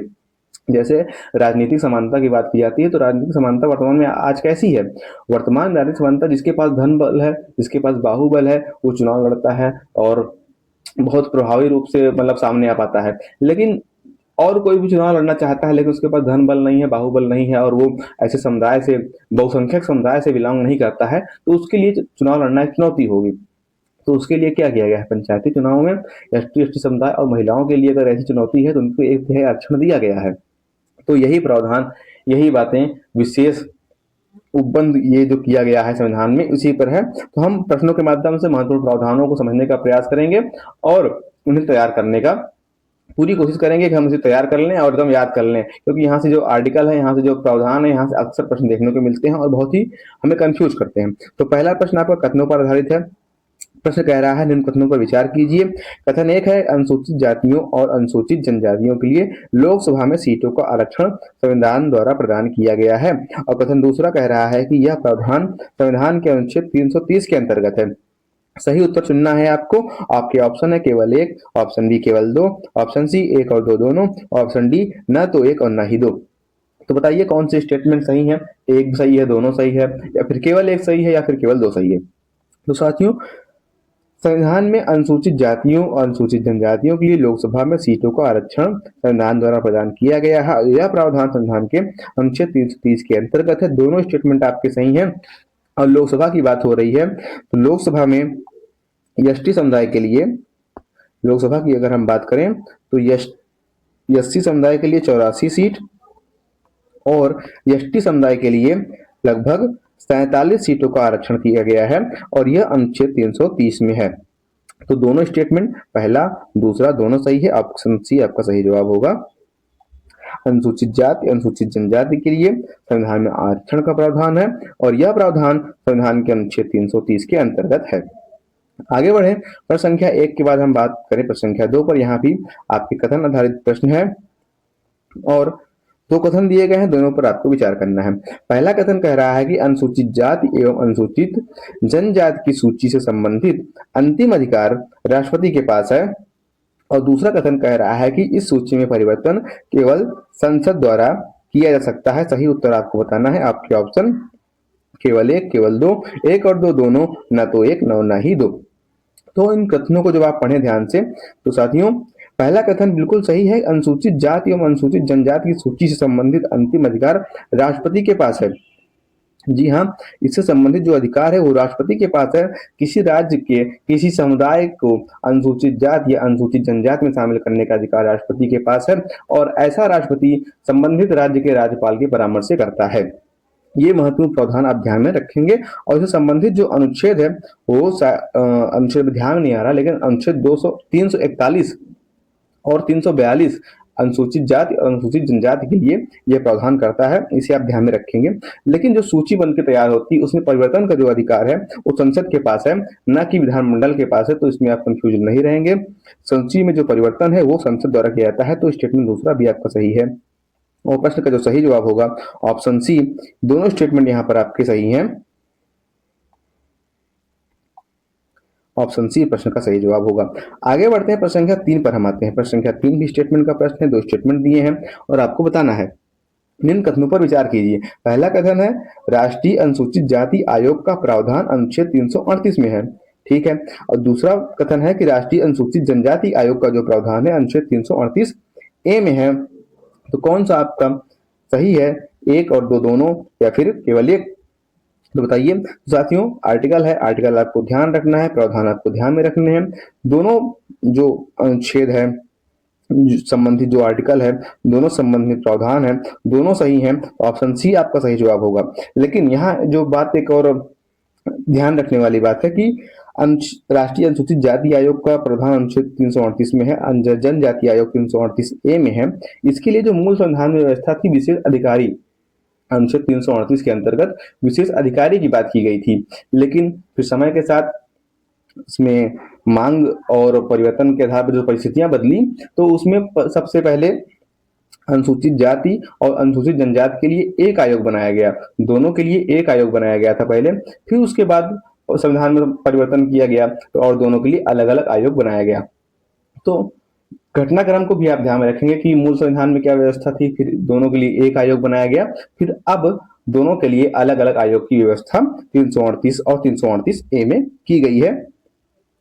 ऑप्शन सी आपका सही जवाब होगा इस प्रश्न के हिसाब से। दोनों स्टेटमेंट यहाँ पर सही है, 338 और 338 है। 338 में अनुसूचित जाति आयोग और 338 ए में अनुसूचित जनजाति आयोग। आगे बढ़ते हैं और प्रश्न संख्या 4 पर हम आते हैं। प्रश्न संख्या 4 कह रहा है कि निम्न में से किस प्रदेश में सर्वाधिक अनुसूचित जनजाति है? जनजातियों की संख्या सबसे अधिक कहां पर है, ये आपको बताना है। आपके ऑप्शन है बिहार, मध्य प्रदेश, राजस्थान और आंध्र प्रदेश। साथियों, अनुसूचित जनजाति की संख्या है सबसे अधिक वो मध्य प्रदेश में है। इसे आप ध्यान में रखेंगे एक सिंपल फैक्ट के रूप में। अब अगर हम बात करें तो इस संविधान के भाग 16 में जो महत्वपूर्ण प्रावधान थे उनकी हमें बात तो की, लेकिन यहाँ के जो अनुच्छेद है, यहाँ से अक्सर प्रश्न देखने को मिलता है, तो उस संवैधानिक अनुच्छेद में क्या प्रावधान किए गए हैं, उन संवैधानिक अनुच्छेदों को भी ध्यान रखने की बात महत्वपूर्ण है, तो उनका उल्लेख यहाँ पर कर दिया जाता है। सबसे पहला अनुच्छेद, अनुच्छेद 330, जिसमें लोकसभा में एससी और एसटी समुदाय के लिए सीटों का आरक्षण किया गया है। इसके ऊपर हमने प्रश्नों को भी किया। अनुच्छेद 331 में लोकसभा में एंग्लो इंडियन समुदाय के लिए सीटें आरक्षित थी, 2 सीटें आरक्षित थी, लेकिन संविधान का हाल ही में संशोधन किया गया 2019 में 2019 में संशोधन किया गया 104वां संवैधानिक संशोधन कॉन्स्टिट्यूशन अमेंडमेंट, और यह व्यवस्था हटा दी गई है। अब लोकसभा में एंग्लो इंडियन के लिए सीटों का आरक्षण की व्यवस्था नहीं पाई जाती। अनुच्छेद 332 राज्य विधानसभा में एससी और एसटी समुदाय के लिए सीटें आरक्षित करता है। उसके बाद हम बात करें जो महत्वपूर्ण और अनुच्छेद है, अनुच्छेद 333 राज्य विधानसभा में एंग्लो इंडियन की व्यवस्था करता था, लेकिन अब वो भी नहीं है। फिर अनुच्छेद 338, जिसके ऊपर हमने प्रश्नों का अभ्यास भी किया, राष्ट्रीय अनुसूचित जाति आयोग। फिर अनुच्छेद 338 का राष्ट्रीय अनुसूचित जनजाति आयोग, इसे आप ध्यान रखेंगे। फिर अनुच्छेद 338 ख की व्यवस्था 2018 में किया गया। 1993 में इसके आयोग की स्थापना हो चुकी थी, लेकिन 2018 में उसे सांवैधिक दर्जा दिया गया। 102 कॉन्स्टिट्यूशन अमेंडमेंट संबंधित है इससे, इसे आप ध्यान में रखेंगे। और महत्वपूर्ण जो अनुच्छेद है वो अनुच्छेद 338 ख है, इसे भी आप ध्यान में रखेंगे। फिर अनुच्छेद 340 पिछड़े वर्ग की दशाओं के अन्वेषण के लिए संबंधित है, इसके लिए आयोग बनाने की व्यवस्था की जाती है। फिर आगे बढ़ें तो अनुच्छेद 341 और अनुच्छेद 342 महत्वपूर्ण प्रावधान कि राष्ट्रपति द्वारा किसी जाति को अनुसूचित जाति के रूप में निर्दिष्ट करना राज्यपाल की सलाह पर।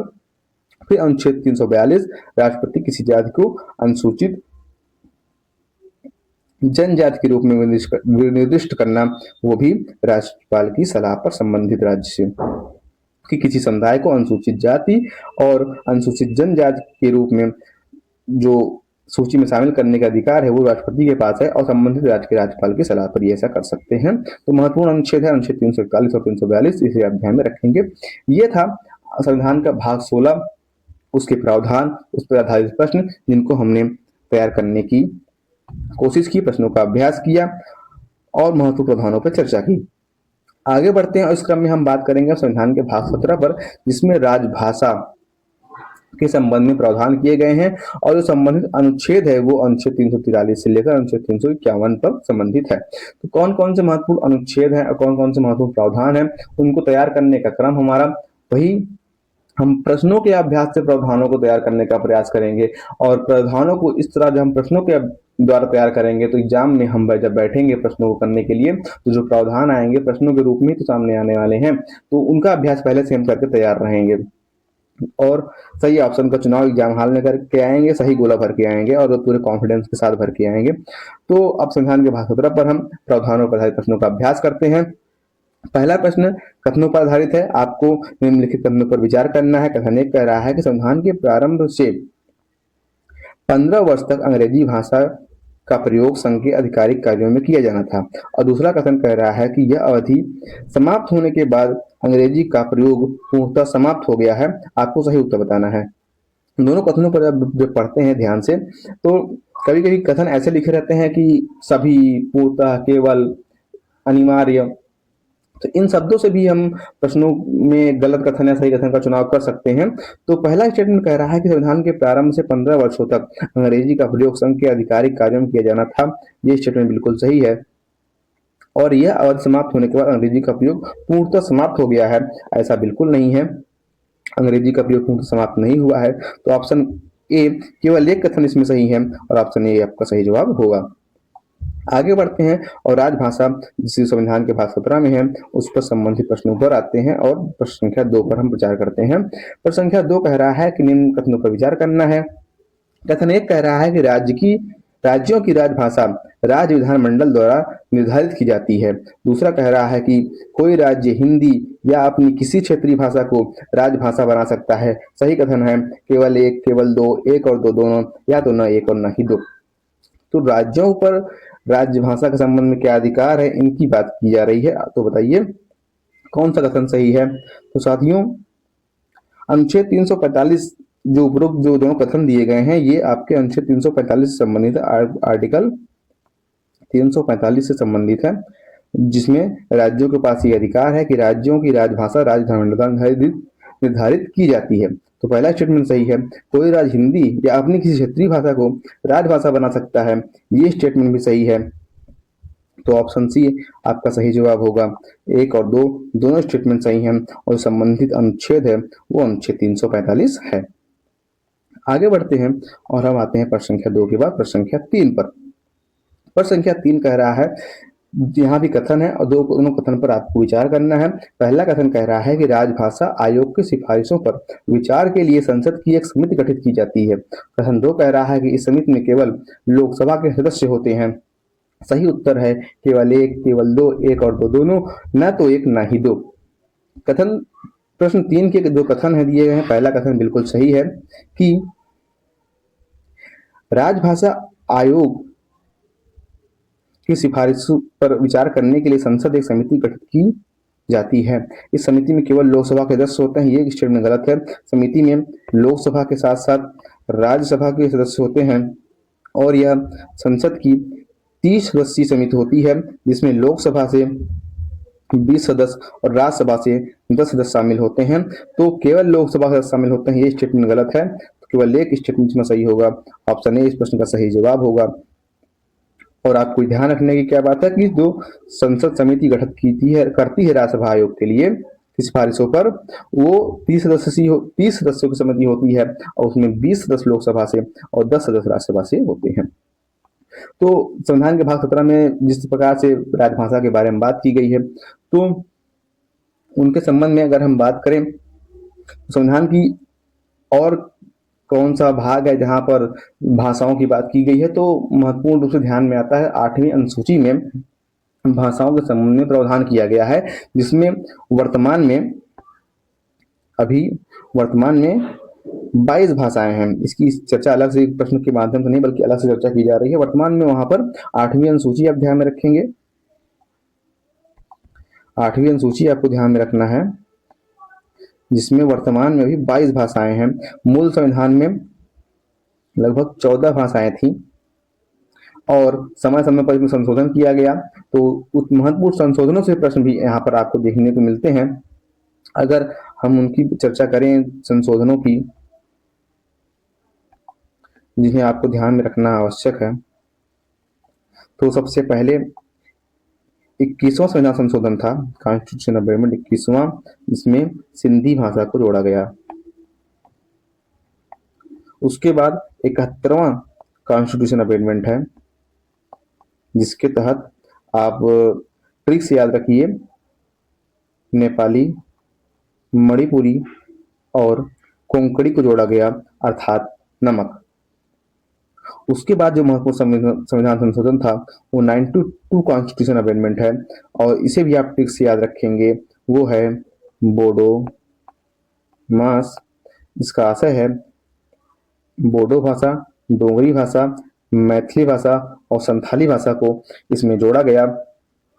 इसे आप ध्यान में रखें। जो महत्वपूर्ण चीज आपको ध्यान में रखनी है कि जब भाषाओं की बात हो रही है तो संविधान में 8वीं अनुसूची की हमने बात कर ली, संविधान के भाग 17 की हमने बात कर ली, साथ ही चर्चा में दिखाई पड़ता है क्लासिकल लैंग्वेज ऑफ इंडिया, जो शास्त्रीय भाषाएं हैं उनकी भी चर्चा होती है। और करंट में था, समसामयिक घटनाक्रम में भी था, 2024 में 5 भाषाओं को जोड़ा गया, उन्हें भी आप ध्यान में रखेंगे। हाल में जो जोड़ी गई भाषाएं हैं पाली, प्रकृति, बंगाली, मराठी और असमिया, और सबसे पुरानी जो भाषा और सबसे पहली जो भाषा जिसे शास्त्रीय भाषा का दर्जा दिया गया वो है तमिल भाषा 2004 में, इसे भी आप ध्यान में रखेंगे। तो इन सभी भाषाओं को आप ध्यान में रखेंगे।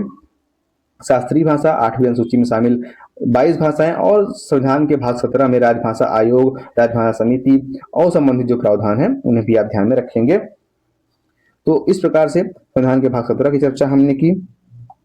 उसके बाद अब बारी संविधान के भाग 18 पर। बहुत ही महत्वपूर्ण प्रावधान है, इसमें आपात उपबंध अर्थात ऐसी परिस्थितियां जो व्यवहारिक नहीं है, जैसे युद्ध, वित्तीय आपातकाल या फिर गृह युद्ध की स्थिति, राजनीतिक व्यवस्था में कोई गड़बड़ी हो जाए राज्य में या फिर भारत स्तर पर, तो उस संबंध में संविधान क्या प्रावधान करता है, किस प्रकार से देश की शासन व्यवस्था संचालित की जाएगी, उन पर बातचीत संविधान के भाग 18 में किया गया है। और वहां पे जो संबंधित अनुच्छेद है, अनुच्छेद 352 से लेकर अनुच्छेद 360 तक अनुच्छेद में प्रावधानों की चर्चा की गई है। तो कौन कौन से महत्वपूर्ण प्रावधान हैं, उन पर आधारित प्रश्नों के माध्यम से हम उन्हें तैयार करने का प्रयास करेंगे। और प्रश्नों का अभ्यास अभ्यास अभ्यास के माध्यम से ही प्रावधान को हम तैयार करेंगे। इसलिए ये बहुत ही महत्वपूर्ण हो जाता है और बहुत ही मददगार भी साबित होता है, क्योंकि हमें प्रश्न ही मिलने वाले हैं एग्जाम हॉल में। तो आइए पहले प्रश्न पर हम विचार करते हैं। स्टेटमेंट का प्रश्न है, 3 स्टेटमेंट दिए हैं और आपको बताना है कौन से स्टेटमेंट सही उत्तर आपको चुनने हैं। पहला स्टेटमेंट कह रहा है कि राष्ट्रपति इसे राष्ट्रीय प्रश्न है कि राष्ट्रीय आपातकाल की घोषणा के संबंध में निम्नलिखितों पर विचार कीजिए। पहला स्टेटमेंट कह रहा है कि राष्ट्रपति इसे मंत्रिपरिषद की लिखित सलाह पर ही घोषित कर सकता है। और दूसरा स्टेटमेंट कह रहा है कि संसद द्वारा अनुमोदन 1 माह के भीतर आवश्यक है। और तीसरा स्टेटमेंट कह रहा है कि अनुमोदन के लिए विशेष बहुमत आवश्यक है। राष्ट्रीय आपातकाल के संबंध में जो 3 स्टेटमेंट दिए गए हैं उसमें से आपको सही उत्तर चुनना है। आपके ऑप्शन है केवल 1 और 2, ऑप्शन बी 2 और 3, ऑप्शन सी 1 और 3 या ऑप्शन डी 1, 2 और 3। बताइए कौन से स्टेटमेंट सही हैं, तीनों सही हैं या फिर सिर्फ 1 या सिर्फ 2 या फिर 1 और या 2 या फिर 2 या 3। तो साथियों, राष्ट्रीय आपातकाल अर्थात अनुच्छेद 352 उसके संबंध में जब हम बात करते हैं तो राष्ट्रपति इसे मंत्रिपरिषद की लिखित सलाह पर ही घोषित कर सकता है। पहला स्टेटमेंट सही है। और घोषणा के बाद संसद द्वारा इसे 1 माह के भीतर अनुमोदन भी आवश्यक है। और अनुमोदन साधारण बहुमत से नहीं बल्कि विशेष बहुमत से आवश्यक है। तो तीनों स्टेटमेंट सही हैं। ऑप्शन डी आपका सही जवाब होगा। 1, 2 और 3 तीनों स्टेटमेंट इस संबंध में सही हैं। आगे बढ़े और हम प्रश्न संख्या 2 पे आते हैं। राष्ट्रीय आपातकाल अनुच्छेद 352 की घोषणा निम्न में से किस आधार पर की जाती है। अभी हमने देखा कि राष्ट्रीय आपातकाल की घोषणा कैसे की जाती है, और संसद का अनुमोदन कैसे मिलता है, विशेष बहुमत से मिलता है। अब उसके बाद किन आधारों पर घोषणा की जाएगी उस पर प्रश्न है। प्रश्न कह रहा है कि राष्ट्रीय आपातकाल अनुच्छेद 352 की घोषणा निम्न में से किस आधार पर की जा सकती है। युद्ध, बाह्य आक्रमण, सशस्त्र विद्रोह या फिर आंतरिक अशांति। नीचे दिए गए कोड से सही उत्तर चुनिए। ऑप्शन है आपके केवल 1 और 2, ऑप्शन बी 1, 2 और 3, ऑप्शन सी 2 और 4 या ऑप्शन डी 1, 2 और 3, 4। चारों सही हैं या फिर केवल 3 सही हैं या फिर 1 और 2। साथियों, युद्ध, बाह्य आक्रमण और सशस्त्र विद्रोह और आंतरिक अशांति में से युद्ध, बाह्य आक्रमण, सशस्त्र विद्रोह, आंतरिक अशांति में से आंतरिक अशांति पहले शामिल थी, लेकिन और इसी आधार पर ही 1975 में जून 1975 में इंदिरा गांधी जी ने आपातकाल लगाया था। लेकिन 44वां कॉन्स्टिट्यूशन अमेंडमेंट ध्यान में आता है जिसके द्वारा आंतरिक अशांति शब्द को हटा दिया गया था। तो अब 3 आधार हैं, युद्ध है, बाह्य आक्रमण है और सशस्त्र विद्रोह है। जिन आधारों पर राष्ट्रीय आपातकाल की घोषणा की जाती है। ऑप्शन बी आपका सही जवाब होगा। 1, 2 और 3 आंतरिक अशांति शब्द को 44वें संविधान संशोधन कॉन्स्टिट्यूशन अमेंडमेंट द्वारा हटा दिया गया है। आगे बढ़ते हैं प्रश्न संख्या 2 पर के बाद अब बात करते हैं प्रश्न संख्या 3 पर। प्रश्न संख्या 3 कह रहा है कि राष्ट्रीय आपातकाल लागू होने पर संघ राज्य संबंधों पर प्रभाव के संबंध में कौन सा कथन सही है। ऑप्शन के रूप में ऑप्शन ए कह रहा है कि राज्य सूची पर संसद को विधि बनाने का अधिकार मिल जाता है। ऑप्शन बी कह रहा है कि राज्य विधानसभाएं स्वतः भंग हो जाती हैं। ऑप्शन सी कह रहा है कि राज्यपाल राष्ट्रपति के अधीन हो जाते हैं। ऑप्शन डी कह रहा है कि वित्त आयोग समाप्त हो जाता है। तो राष्ट्रीय आपातकाल लागू होने पर संघ राज्य संबंधों पर कैसे प्रभाव पड़ते हैं ये आपको बताना है। साथियों, इस संबंध में जब हम विचार करें तो संघ राज्य संबंधों के प्रभाव में केवल एक स्टेटमेंट सही है और वो है आपका ऑप्शन ए, राज्य सूची पर संसद को विधि बनाने का अधिकार मिल जाता है। बाकी स्टेटमेंट गलत है। राज्य विधानसभाएं भंग नहीं की जाती, राज्यपाल राष्ट्रपति के अधीन नहीं हो जाते और वित्त आयोग की समाप्ति भी नहीं होती है। तो केवल एक सही है, ऑप्शन ए आपका सही जवाब है इस प्रश्न का। प्रश्न 3 के बाद हम बढ़ते हैं प्रश्न 4 पर। अनुच्छेद 368 के तहत क्या क्या। ए, सभी मौलिक अधिकार स्वतः निलंबित हो जाते हैं।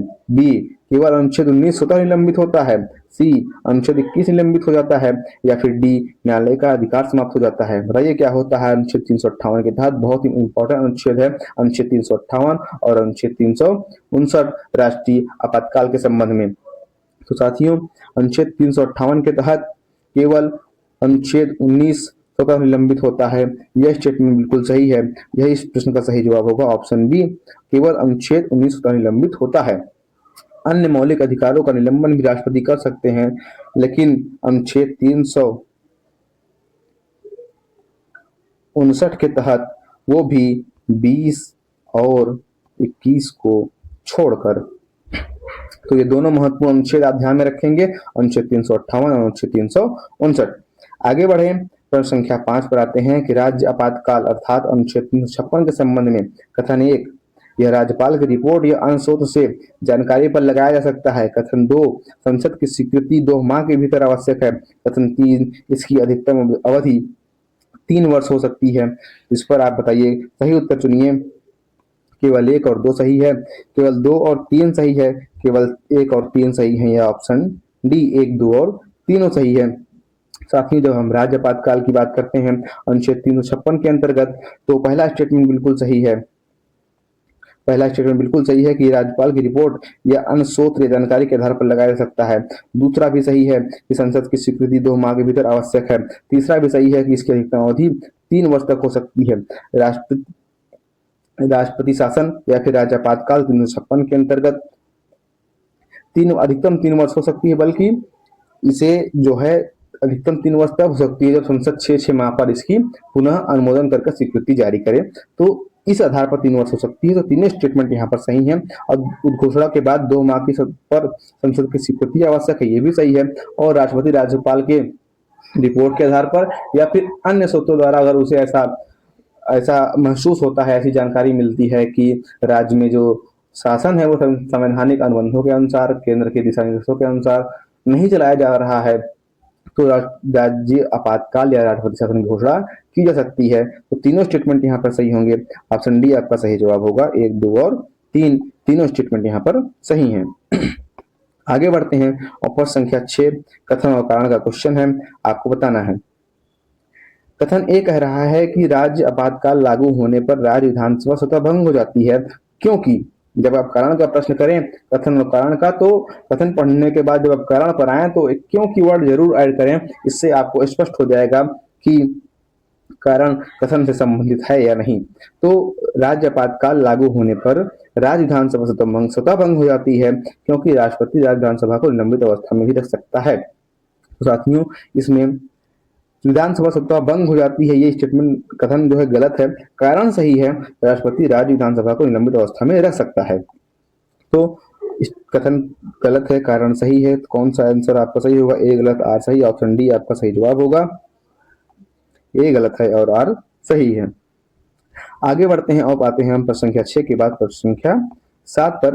राष्ट्रपति शासन के न्यायिक उल्लंघन के संदर्भ में कौन सा निर्णय महत्वपूर्ण है? ऑप्शन है आपका केशवानंद भारती मामला, ऑप्शन बी है मिनर्वा मिल्स वाद, ऑप्शन सी है एसआर मुंबई वाद, ऑप्शन डी है गोरखनाथ मामला। राष्ट्रपति शासन राज्यों में जब सरकारें बदलती थी तो इस तरह से मतलब उसका दुरुपयोग बहुत ज्यादा हुआ। तो इस संबंध में न्यायालय का विवाद न्यायालय में पहुंचा, तो न्यायालय ने निर्णय दिया कि राष्ट्रपति जिन आधारों पर राज्य में राष्ट्रपति शासन की घोषणा कर रहे हैं, उन आधारों की जांच कि मतलब तत्कालिक कारण में ऐसी आवश्यकता थी या नहीं, तो न्यायालय कर सकता है। और यह मामला संबंधित है एसआर मुंबई वाद से। ऑप्शन सी आपका सही जवाब होगा, एसआर मुंबई वाद। इसे आप ध्यान में रखेंगे। केशवानंद भारती मामला आपको पता है कि ये आधारभूत संरचना से संबंधित है। मिनर्वा मिल्स मामला भी मूल अधिकारों से संबंधित है। गोरखनाथ मामला मूल अधिकारों से संबंधित है, तो इन्हें आप ध्यान में रखेंगे। आगे बढ़ते हैं प्रश्न संख्या 7 पर आते हैं प्रश्न संख्या 8 पर। निम्न में वित्तीय आपातकाल के संदर्भ में असत्य कथन आपको बताना है। वित्तीय आपातकाल था अनुच्छेद 360 के संदर्भ में असत्य कथन आपको बताना है। कथन एक और ऑप्शन 1 कह रहा है कि इससे संबंधित प्रावधान अनुच्छेद 360 में उल्लेखित है। बी है उद्घोषणा जारी होने पर 2 माह के अंदर संसद की स्वीकृति आवश्यक है। और सी है कि प्रत्येक माह पर संसद से अनुमोदन आवश्यक है। डी है अभी तक कभी भी वित्तीय आपातकाल लागू नहीं किया गया। तो साथियों, वित्तीय आपातकाल के संबंध में अनुच्छेद 360 में प्रावधान है, बिल्कुल सही है पहला कथन। उद्घोषणा जारी होने पर 2 माह के अंदर संसद की स्वीकृति आवश्यक है, ये भी सही है। और अभी तक कभी वित्तीय आपातकाल लागू नहीं किया गया, ये भी सही है। लेकिन प्रत्येक 6 माह पर संसद का अनुमोदन इसके लिए आवश्यक है, ये स्टेटमेंट गलत है। वित्तीय आपातकाल के बारे में ये है कि एक बार उद्घोषणा होने पर अनिश्चित काल तक जारी रह सकती है, जब तक भारत मतलब स्थिति पुनः सुव्यवस्थित दौर में न आ जाए। तो अनिश्चित काल के इस पर 6 माह पर अनुमोदन की आवश्यक नहीं है, अनिश्चित काल तक वित्तीय आपातकाल जारी रहता है और अभी तक कभी भी वित्तीय आपातकाल लागू नहीं किया गया है। तो असत्य कथन पूछा था आपसे, तो ऑप्शन सी आपका सही जवाब होगा। 6 माह पर अनुमोदन आवश्यक नहीं है, बल्कि अनिश्चित काल तक उद्घोषणा जारी होने पर वित्तीय आपातकाल लागू रहता है। आगे बढ़ते हैं अब राष्ट्रीय आपातकाल के संबंध में, भाग 18 के संबंध में बात करने के बाद हम आते हैं भाग 19 पर। संविधान के भाग 19 में कुछ महत्वपूर्ण अनुच्छेद का उल्लेख किया गया है, कुछ महत्वपूर्ण संवैधानिक पदों के बारे में उल्लेख किया गया है, विशेषाधिकारों के बारे में उल्लेख किया गया है, जिसे प्रकीर्ण कहा गया है। और संबंधित जो अनुच्छेद है वो अनुच्छेद 361 से लेकर अनुच्छेद 367 तक है। यहाँ पर कुछ महत्वपूर्ण अनुच्छेद आपको जानने होंगे और कुछ महत्वपूर्ण प्रावधान आपको जानने के लिए आवश्यक है, जहाँ से प्रश्न बन सकते हैं और जो चीजें आपको ध्यान में रखनी आवश्यक है। तो भाग 19 से संबंधित प्रश्न एक है कि भारतीय संविधान का अनुच्छेद 361 किससे संबंधित है? पहला, संसद के विशेषाधिकार से। ऑप्शन बी, राष्ट्रपति और राज्यपाल को न्यायालय से प्रतिरक्षा। ऑप्शन सी, उच्च न्यायालय की शक्तियां। ऑप्शन डी, वित्त आयोग। तो साथियों, जो भारतीय संविधान का अनुच्छेद 361 है वो राष्ट्रपति और राज्यपाल को न्यायालय से प्रतिरक्षा के संबंध में उल्लेखित प्रावधानों को उल्लेख करता है, न कि संसद के विशेषाधिकार, न ही उच्च न्यायालय की शक्तियां, न ही वित्त आयोग। इसके लिए अलग अनुच्छेद है। संसद के विशेषाधिकार जो है अनुच्छेद 105 में है, उच्च न्यायालय की शक्तियों से अलग संबंध है, अलग अनुच्छेद है। वित्त आयोग 280 में है। तो सही जवाब आपका ऑप्शन बी होगा, राष्ट्रपति और राज्यपाल को न्यायालय से प्रतिरक्षा दी गई है इसमें अनुच्छेद 361 में, इसे आप ध्यान में रखेंगे। आगे बढ़ते हैं संविधान के भाग 19 के आधार पर अगर दूसरा प्रश्न देखें तो संविधान के अनुसार प्रश्न है कि संविधान के अनुसार राष्ट्रपति के पद पर रहते हुए उसके विरुद्ध किसी न्यायालय में आपराधिक कार्रवाई कब प्रारंभ की जा सकती है? ए, कभी भी। बी, संसद की अनुमति से। सी, पदावधि समाप्त होने के बाद। डी, सर्वोच्च न्यायालय की अनुमति से। तो साथियों, संविधान के अनुसार राष्ट्रपति के पद पर रहते हुए उसके विरुद्ध किसी न्यायालय में आपराधिक कार्रवाई जो प्रारंभ की जाएगी वो है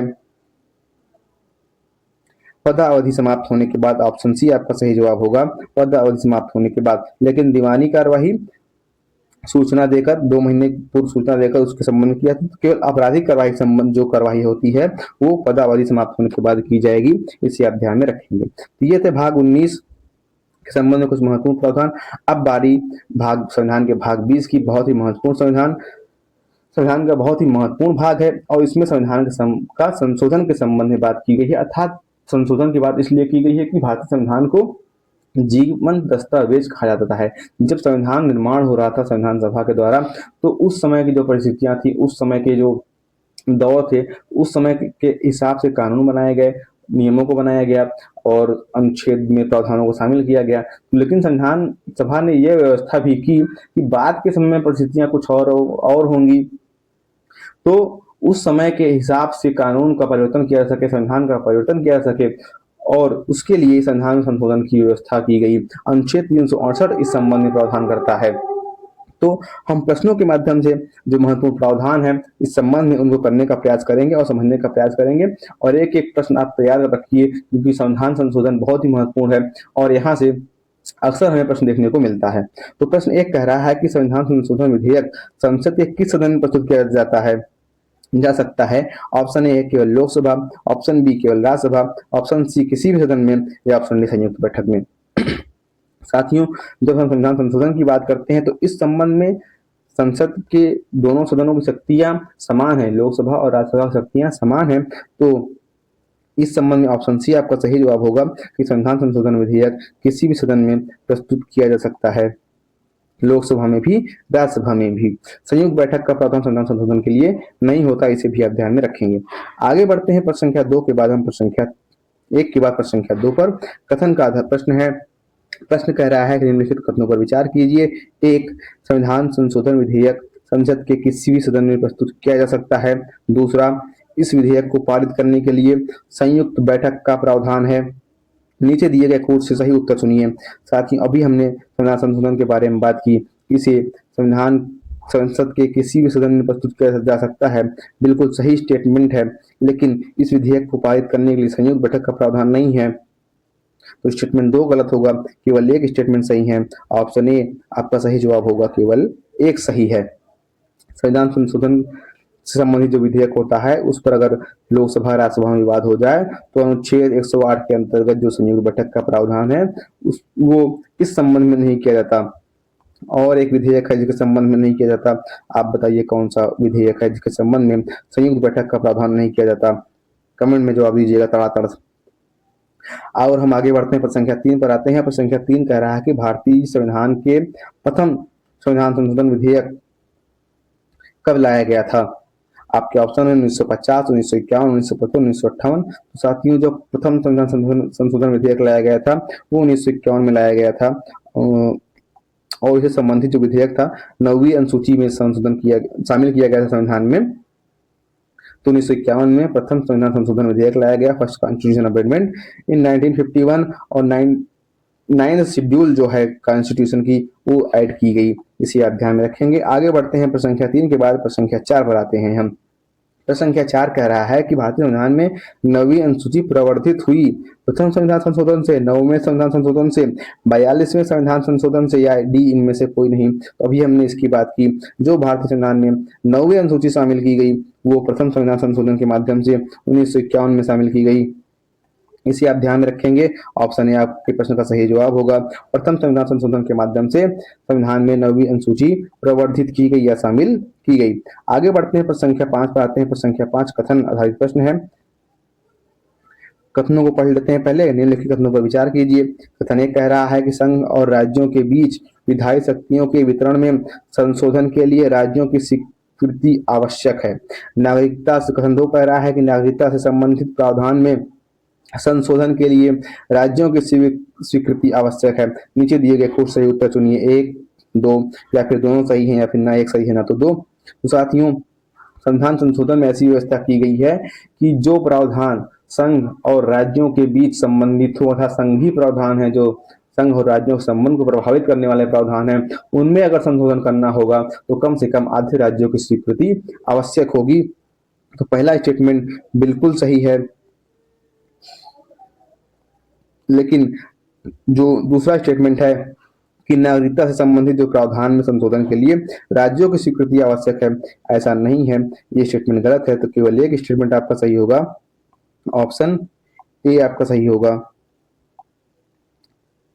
आगे बढ़े उससे पहले हम देख लेते हैं कि कौन कौन से ऐसे प्रावधान हैं जिनमें संशोधन के लिए राज्यों की सहमति, कम से कम आधे राज्यों की सहमति आवश्यक है। तो सबसे पहले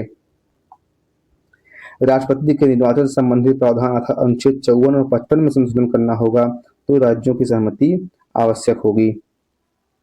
दूसरा है संघ और राज्यों के बीच कार्यपालिका शक्ति का वितरण अर्थात अनुच्छेद 73 और 162 में अगर संशोधन करना होगा तो राज्यों की सहमति आवश्यक होगी। सर्वोच्च न्यायालय से संबंधित प्रावधान अर्थात भाग 5 और अध्याय 4 के संबंध में अगर प्रावधान संविधान संशोधन करना होगा तो राज्यों की सहमति, कम से कम आधे राज्यों की सहमति आवश्यक होगी। उसके बाद आगे बढ़े तो उच्च न्यायालय से संबंधित प्रावधान भाग 5 अध्याय 5 और संघ और राज्यों के बीच वितरण, विधायी शक्तियों के वितरण संबंधित प्रावधान, 7वीं अनुसूची संबंधित प्रावधान, संसद में राज्यों के प्रतिनिधित्व, विशेष रूप से राज्यसभा में प्रतिनिधित्व संबंधित जो प्रावधान है उसमें अगर संशोधन करना होगा तो राज्यसभा कम से कम आधे राज्यों की सहमति आवश्यक होगी। और सबसे महत्वपूर्ण स्वयं संविधान संशोधन की प्रक्रिया अर्थात आर्टिकल 359 में अगर संशोधन करना होगा तो राज्यों की सहमति, कम से कम आधे राज्यों की सहमति आवश्यक होगी। ये ऐसे महत्वपूर्ण प्रावधान हैं जिनमें संसद को संशोधन करने के लिए कम से कम आधे राज्यों की सहमति आवश्यक होगी। आगे बढ़े प्रश्न संख्या 6 पे आते हैं। प्रश्न संख्या 6 आपका आधारित प्रश्न है। दो कथन दिए गए हैं आपको, प्रश्न कह रहा है निम्नलिखित कथनों पर विचार कीजिए। पहला कथन है संविधान संशोधन विधेयक को राष्ट्रपति वापस भेज सकता है। दूसरा कथन है राष्ट्रपति को संविधान संशोधन विधेयक पर अनिवार्य रूप से स्वीकृति देनी होती है। प्रश्न संख्या 6 के दोनों कथन पर विचार कीजिए और बताइए कौन सा कथन इसमें सही है, केवल एक, केवल दो, या फिर एक और दो दोनों, या फिर डी ना तो एक और ना तो दो। तो साथियों इसमें केवल दो कथन सत्य है, दूसरा कथन सही है कि राष्ट्रपति संविधान संशोधन विधेयक पर अनिवार्य रूप से स्वीकृति देनी होती है। ऑप्शन बी आपका सही जवाब होगा। अर्थात संविधान संशोधन विधेयक के संबंध में यह प्रावधान है कि राष्ट्रपति इसे वापस नहीं भेज सकते।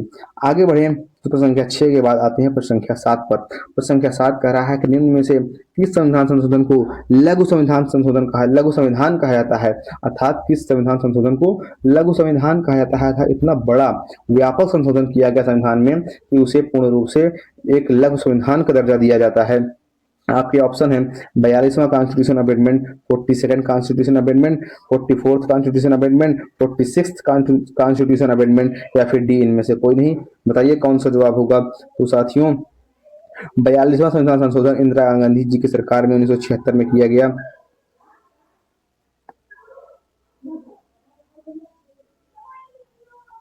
जिसमें इतने व्यापक स्तर पर संशोधन किया गया कि इसे लघु संविधान का दर्जा दिया जाता है। तो ऑप्शन ए आपका सही जवाब होगा।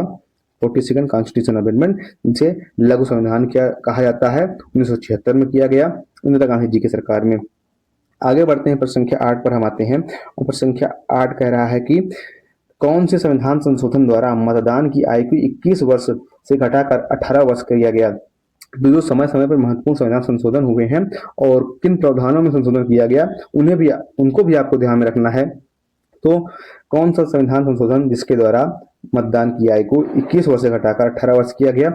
आपके ऑप्शन है 66th constitution amendment, option B 62nd constitution amendment, और ऑप्शन सी है 61st कॉन्स्टिट्यूशन अमेंडमेंट, और ऑप्शन डी है 42nd कॉन्स्टिट्यूशन अमेंडमेंट। साथियों इस संबंध में जो महत्वपूर्ण प्रावधान किया गया 61वां संविधान संशोधन अधिनियम के द्वारा किया गया। तो ऑप्शन सी आपका सही जवाब होगा। 61st कॉन्स्टिट्यूशन अमेंडमेंट के द्वारा मतदान की आयु 21 वर्ष से घटाकर 18 वर्ष किया गया। तो कौन कौन से ऐसे महत्वपूर्ण संविधान संशोधन हैं जिन्हें आपको ध्यान रखना चाहिए। जैसे कुछ की चर्चा यहाँ पर की गई है कि 52वां constitution amendment 52nd constitution amendment जो था दर बदल से संबंधित था, और 69 कॉन्स्टिट्यूशन अमेंडमेंट दिल्ली को राष्ट्रीय राजधानी क्षेत्र से दर का दर्जा दिया गया उससे संबंधित है। 86 कॉन्स्टिट्यूशन अमेंडमेंट शिक्षा का अधिकार आर्टिकल 21A के तहत दिया गया, इसे आप ध्यान में रखेंगे। और 91 कॉन्स्टिट्यूशन अमेंडमेंट जिसमें मंत्रिपरिषद के आकार के संबंध में प्रावधान किया गया कि लोकसभा और विधानसभा संख्या से 15% से कम से अधिक नहीं होगी, और विधानसभा संबंध में बात की गई है कि 12 से कम नहीं होगी। तो इन महत्वपूर्ण संविधान संशोधन को आप ध्यान में रखेंगे। तो भाग 20 के बाद चर्चा करें अगर, तो हम भाग 21 पर, और भाग 21 के संबंध में जो महत्वपूर्ण प्रावधान है इससे लगातार PYQ अगर हम देखें उठा के लगातार प्रश्न यहाँ से बनते आए हैं, और सभी प्रश्न लगभग वही इसमें ऐसे रहता है कि महत्वपूर्ण जो प्रावधान है और महत्वपूर्ण अनुच्छेद हैं उन्हें आपको ध्यान में रखना आवश्यक है। तो यहाँ हम प्रश्नों को नहीं ले आए हैं, लेकिन उन महत्वपूर्ण अनुच्छेद और महत्वपूर्ण प्रावधानों की चर्चा अवश्य कर दे रहे हैं, जहां से यहाँ पे प्रश्न मिलान वाले प्रश्न अधिकतर देखने को मिलते हैं। तो सबसे पहले भाग 21 में किन बातों को रखा गया है, तो अस्थायी संक्रमणकालीन और विशेष उपबंधों की व्यवस्था यहाँ पर की गई है। तो एक एक करके अब अनुच्छेद और उनके प्रावधानों को हम देखते हैं। सबसे पहले अनुच्छेद 370 जिसमें जम्मू कश्मीर के संबंध में अस्थायी उपबंध किया गया था, लेकिन 2019 में इसे समाप्त कर दिया गया। उसके बाद अनुच्छेद 371 जिसमें महाराष्ट्र और गुजरात राज्यों के संबंध में विशेष उपबंध किए गए हैं। जैसे महाराष्ट्र के कुछ ऐसे क्षेत्र हैं जहां पर विकास की अवस्था या फिर कुछ ऐसे उनके संबंध में विशेष प्रावधान किया गया है। जो महाराष्ट्र की बात करें विदर्भ हो गया, और गुजरात की बात करें तो कच्छ वाले क्षेत्र हो गए, जिनके संबंध में विशेष प्रावधान किए गए हैं। फिर अनुच्छेद 371 का या फिर ए जो नागालैंड राज्य से संबंधित है, अनुच्छेद 371 ख या बी या असम राज्य से संबंधित है, उसके संबंध में विशेष प्रावधान किया गया है। फिर 371 ग या सी मणिपुर राज्य से संबंधित है और उसके संबंध में विशेष प्रावधान किया गया है। 371 घ या फिर डी जो आंध्र प्रदेश राज्य से संबंधित है उसके संबंध में विशेष प्रावधान किया गया है। फिर 371 अंगा इसमें आंध्र प्रदेश में केंद्रीय विश्वविद्यालय की स्थापना संबंधित है। फिर 371 च जो कि सिक्किम राज्य से संबंधित है, या फिर 371 एफ कहे हम जो कि सिक्किम राज्य से संबंधित है। फिर 371 छ या जी मिजोरम राज्य से संबंधित है। फिर 371 ज या फिर यच हम कहें जो कि अरुणाचल राज्य से संबंधित है, उसके संबंध में विशेष प्रावधान करता है। फिर 371 झ या फिर 371 आई जो कि गोवा राज्य से संबंधित है और उसके संबंध में विशेष उपबंध करता है। फिर 371 यहाँ की बात करें या फिर 371 जे कहें इसे जो कर्नाटक राज्य से संबंधित है, तो इनको आप विशेष रूप से ध्यान में रखेंगे। 371 ए से लेकर 371 जे तक। उसके बाद 372 में प्रावधान किया गया है कि जो ये विद्यमान विधियां हैं प्रविध बने रहेंगे और इनका अनुकूलन किया जाएगा। फिर हम आते हैं संविधान के भाग 21 के बाद संविधान के भाग 22 पर बात करते हैं। भारतीय संविधान का भाग 22 संविधान का अंतिम भाग और विशेष रूप से महत्वपूर्ण भाग, इसमें अनुच्छेद 393 और अनुच्छेद 395 तक के प्रावधान हैं और 395 अब निश्चित कर दिया गया है, तो 393 और 394 है। तो हम देख लेते हैं 393 और 394 में क्या प्रावधान किए गए हैं। अगर यहाँ से प्रश्न आएंगे तो हम अवश्य रूप से उसे करके एकदम पूरे कॉन्फिडेंस के साथ करेंगे और आगे बढ़ेंगे।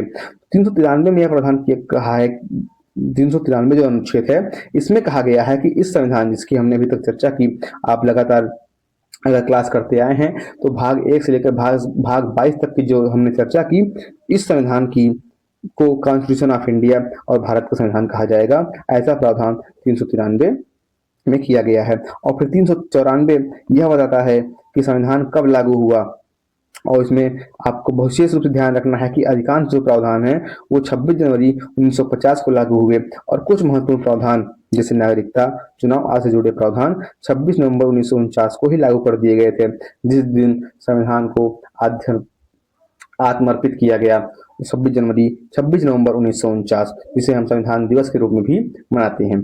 तो ये संविधान के महत्वपूर्ण भाग थे। संविधान के भाग 1 से लेकर संविधान के भाग 22 तक के सभी महत्वपूर्ण प्रावधानों पर हमने प्रश्नों के आधार पर चर्चा करने का प्रयास किया और उस पर अभ्यास किया।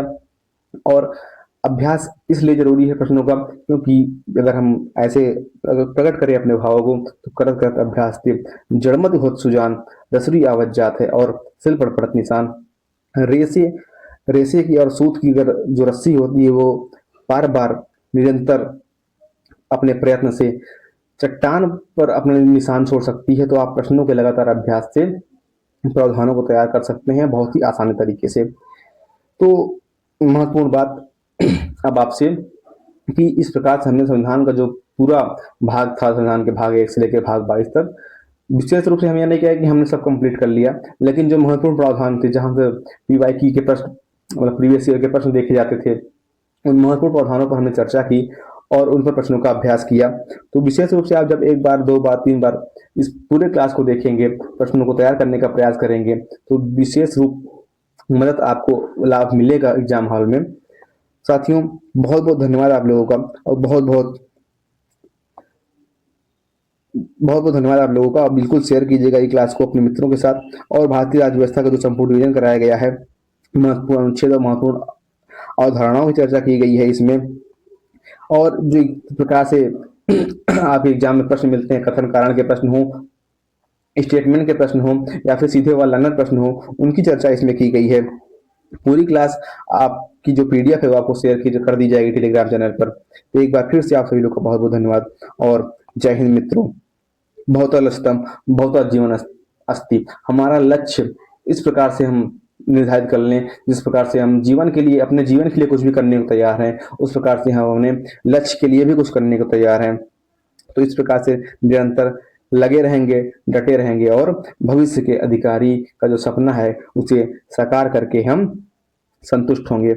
जय हिंद दोस्तों, बहुत बहुत धन्यवाद आप सभी लोगों का। नमस्कार।